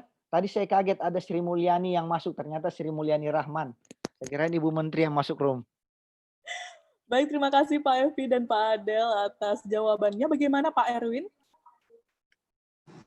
Oke Pak, terima kasih. Saya sangat tertarik dengan pernyataan Bapak bahwa susah karena tidak tahu. Saya sih menganggapnya gini Pak, susah karena belum dijalani aja kali ya. Betul. Oke. Nah, dijalani dulu Pak. Iya. Makanya saya tadi sempat berpikir dengan membaca artikel tersebut kok ada disruption kayak gitu ya. Dalam artian di masa IoT kayak gini masih kebijakan-kebijakan yang seperti itu bisa menghambat. Makanya langsung saya tanyakan juga. Nah, yang terakhir nih Bu, di kolom chat itu ada pertanyaan saya. Di masa pandemi seperti ini nih Bu, Pak, apakah ada nih perbedaan khusus terkait ketentuan atau kebijakan atau bahkan ada proses khusus yang perlu dilalui Pak atau dipenuhi produk kita terkait karena adanya keadaan yang seperti ini nih.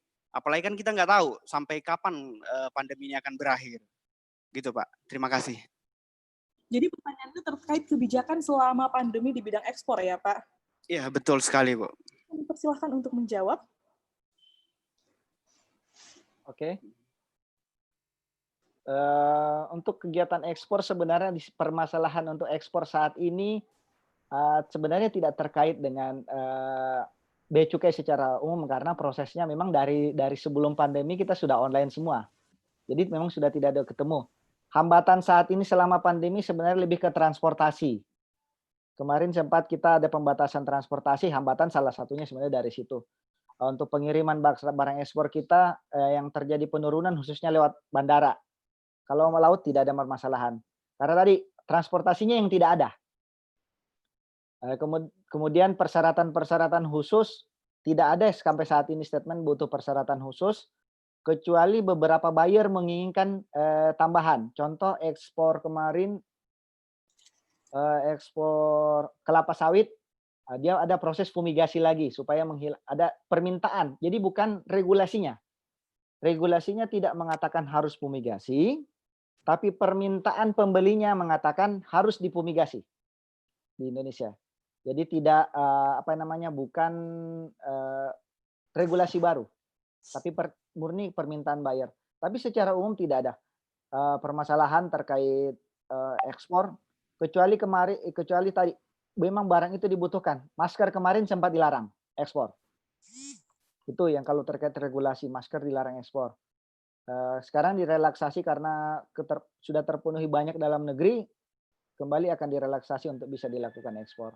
Itu saja sebenarnya. Jadi hambatan utamanya bukan dari segi regulasi, tapi saat ini dalam pandemi ini adalah transportasinya. Oke. Baik. Terima kasih. Saya rasa cukup ya Pak Erwin. Iya, baik Ibu. Terima kasih banyak.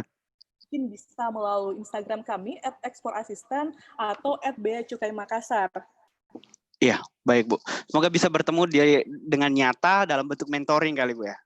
Ya tentu saja dan Bapak Oke. calon eksportir yang handal. Amin. Terima kasih banyak sebelumnya. Sama-sama. Bapak Ibu yang terhormat, pastinya semakin banyak tahu mengenai kemudahan ekspor ya. Apakah teman-teman di sini akan berminat menjadi eksportir muda? Silahkan jawab di kolom chat. Mohon maaf atas keterbatasan waktu, maka kita akhiri sesi tanya jawab kali ini. Namun sebelumnya, untuk mengabadikan kebersamaan kita pada siang hari ini, saya mengajak Bapak dan Ibu untuk melakukan foto secara virtual. Kepada Bapak dan Ibu, kami persilahkan untuk membuka kamera, mengaktifkan kamera, karena kita akan melakukan foto secara virtual.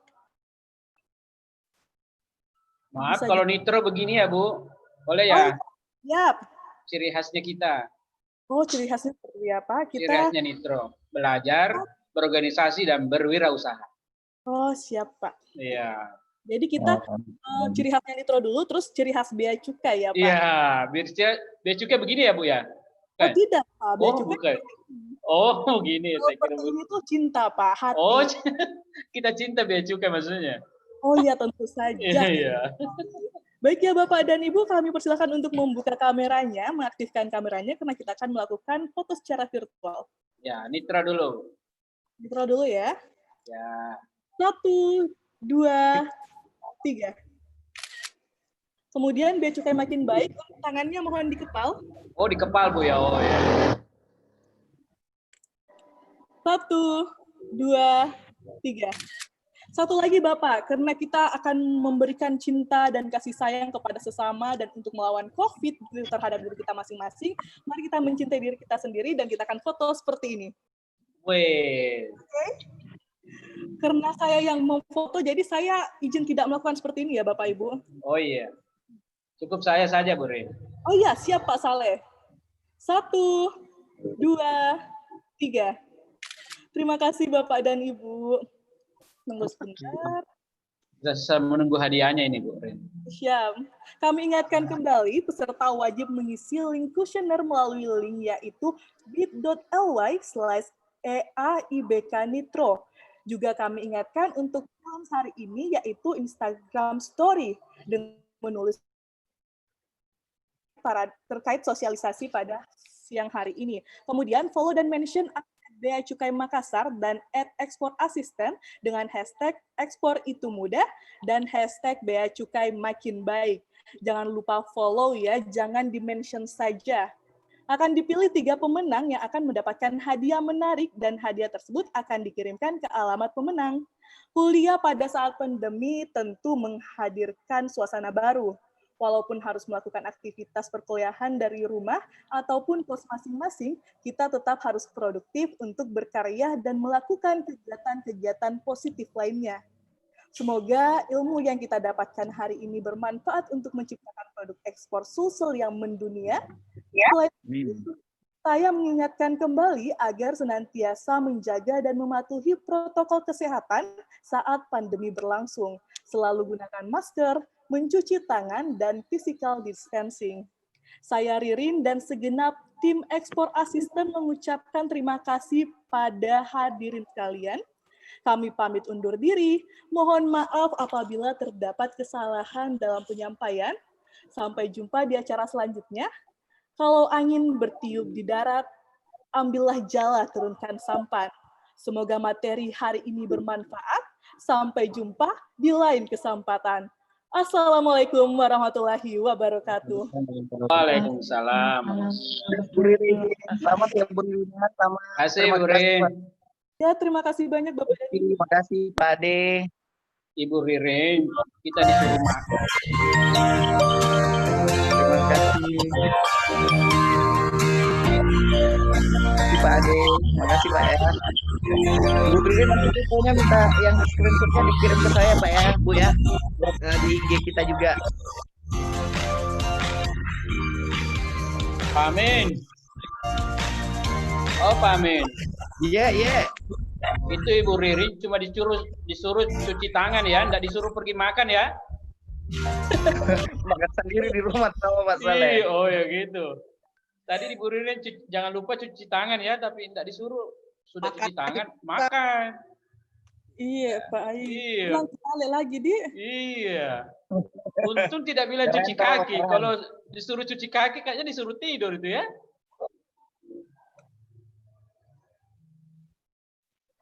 Oke, sukses Bapak Ibu ya. Terima kasih Bapak Ibu. Makasih Bu Ririn. Iya, sama-sama. Pak Amin. Moderatornya keren. Pak Amin. Terima kasih Bu Ririn. Ya Pak, ya, Pak. Kita bisa mentoring tidak dengan ini, Di? Saya mau mentor dengan beberapa UKM kita yang termasuk tadi Pak Erwin, Pak Sahab, Di. Ayo kita mentor dulu. Mungkin tidak perlu banyak ya. Ya 10-20 orang udah bisa ya, Pak. Di. Nanti lewat Pak Budi, perdagangan internasional. Siap. Lip ya. Ya, kita mentor ya Pak Budi ya, Pak Budi ya. Terima kasih. Kita lanjut dengan mentornya Pak Budi ya. Ya, makasih. Siap. Iya. Oke, sekali Pak ya. Makasih Pak semuanya. Sehat selalu Pak, jaga kesehatan. Jangan panik. Assalamualaikum. Salam. Salam. Pak Evi, assalamualaikum. Waalaikumsalam Pak Amin.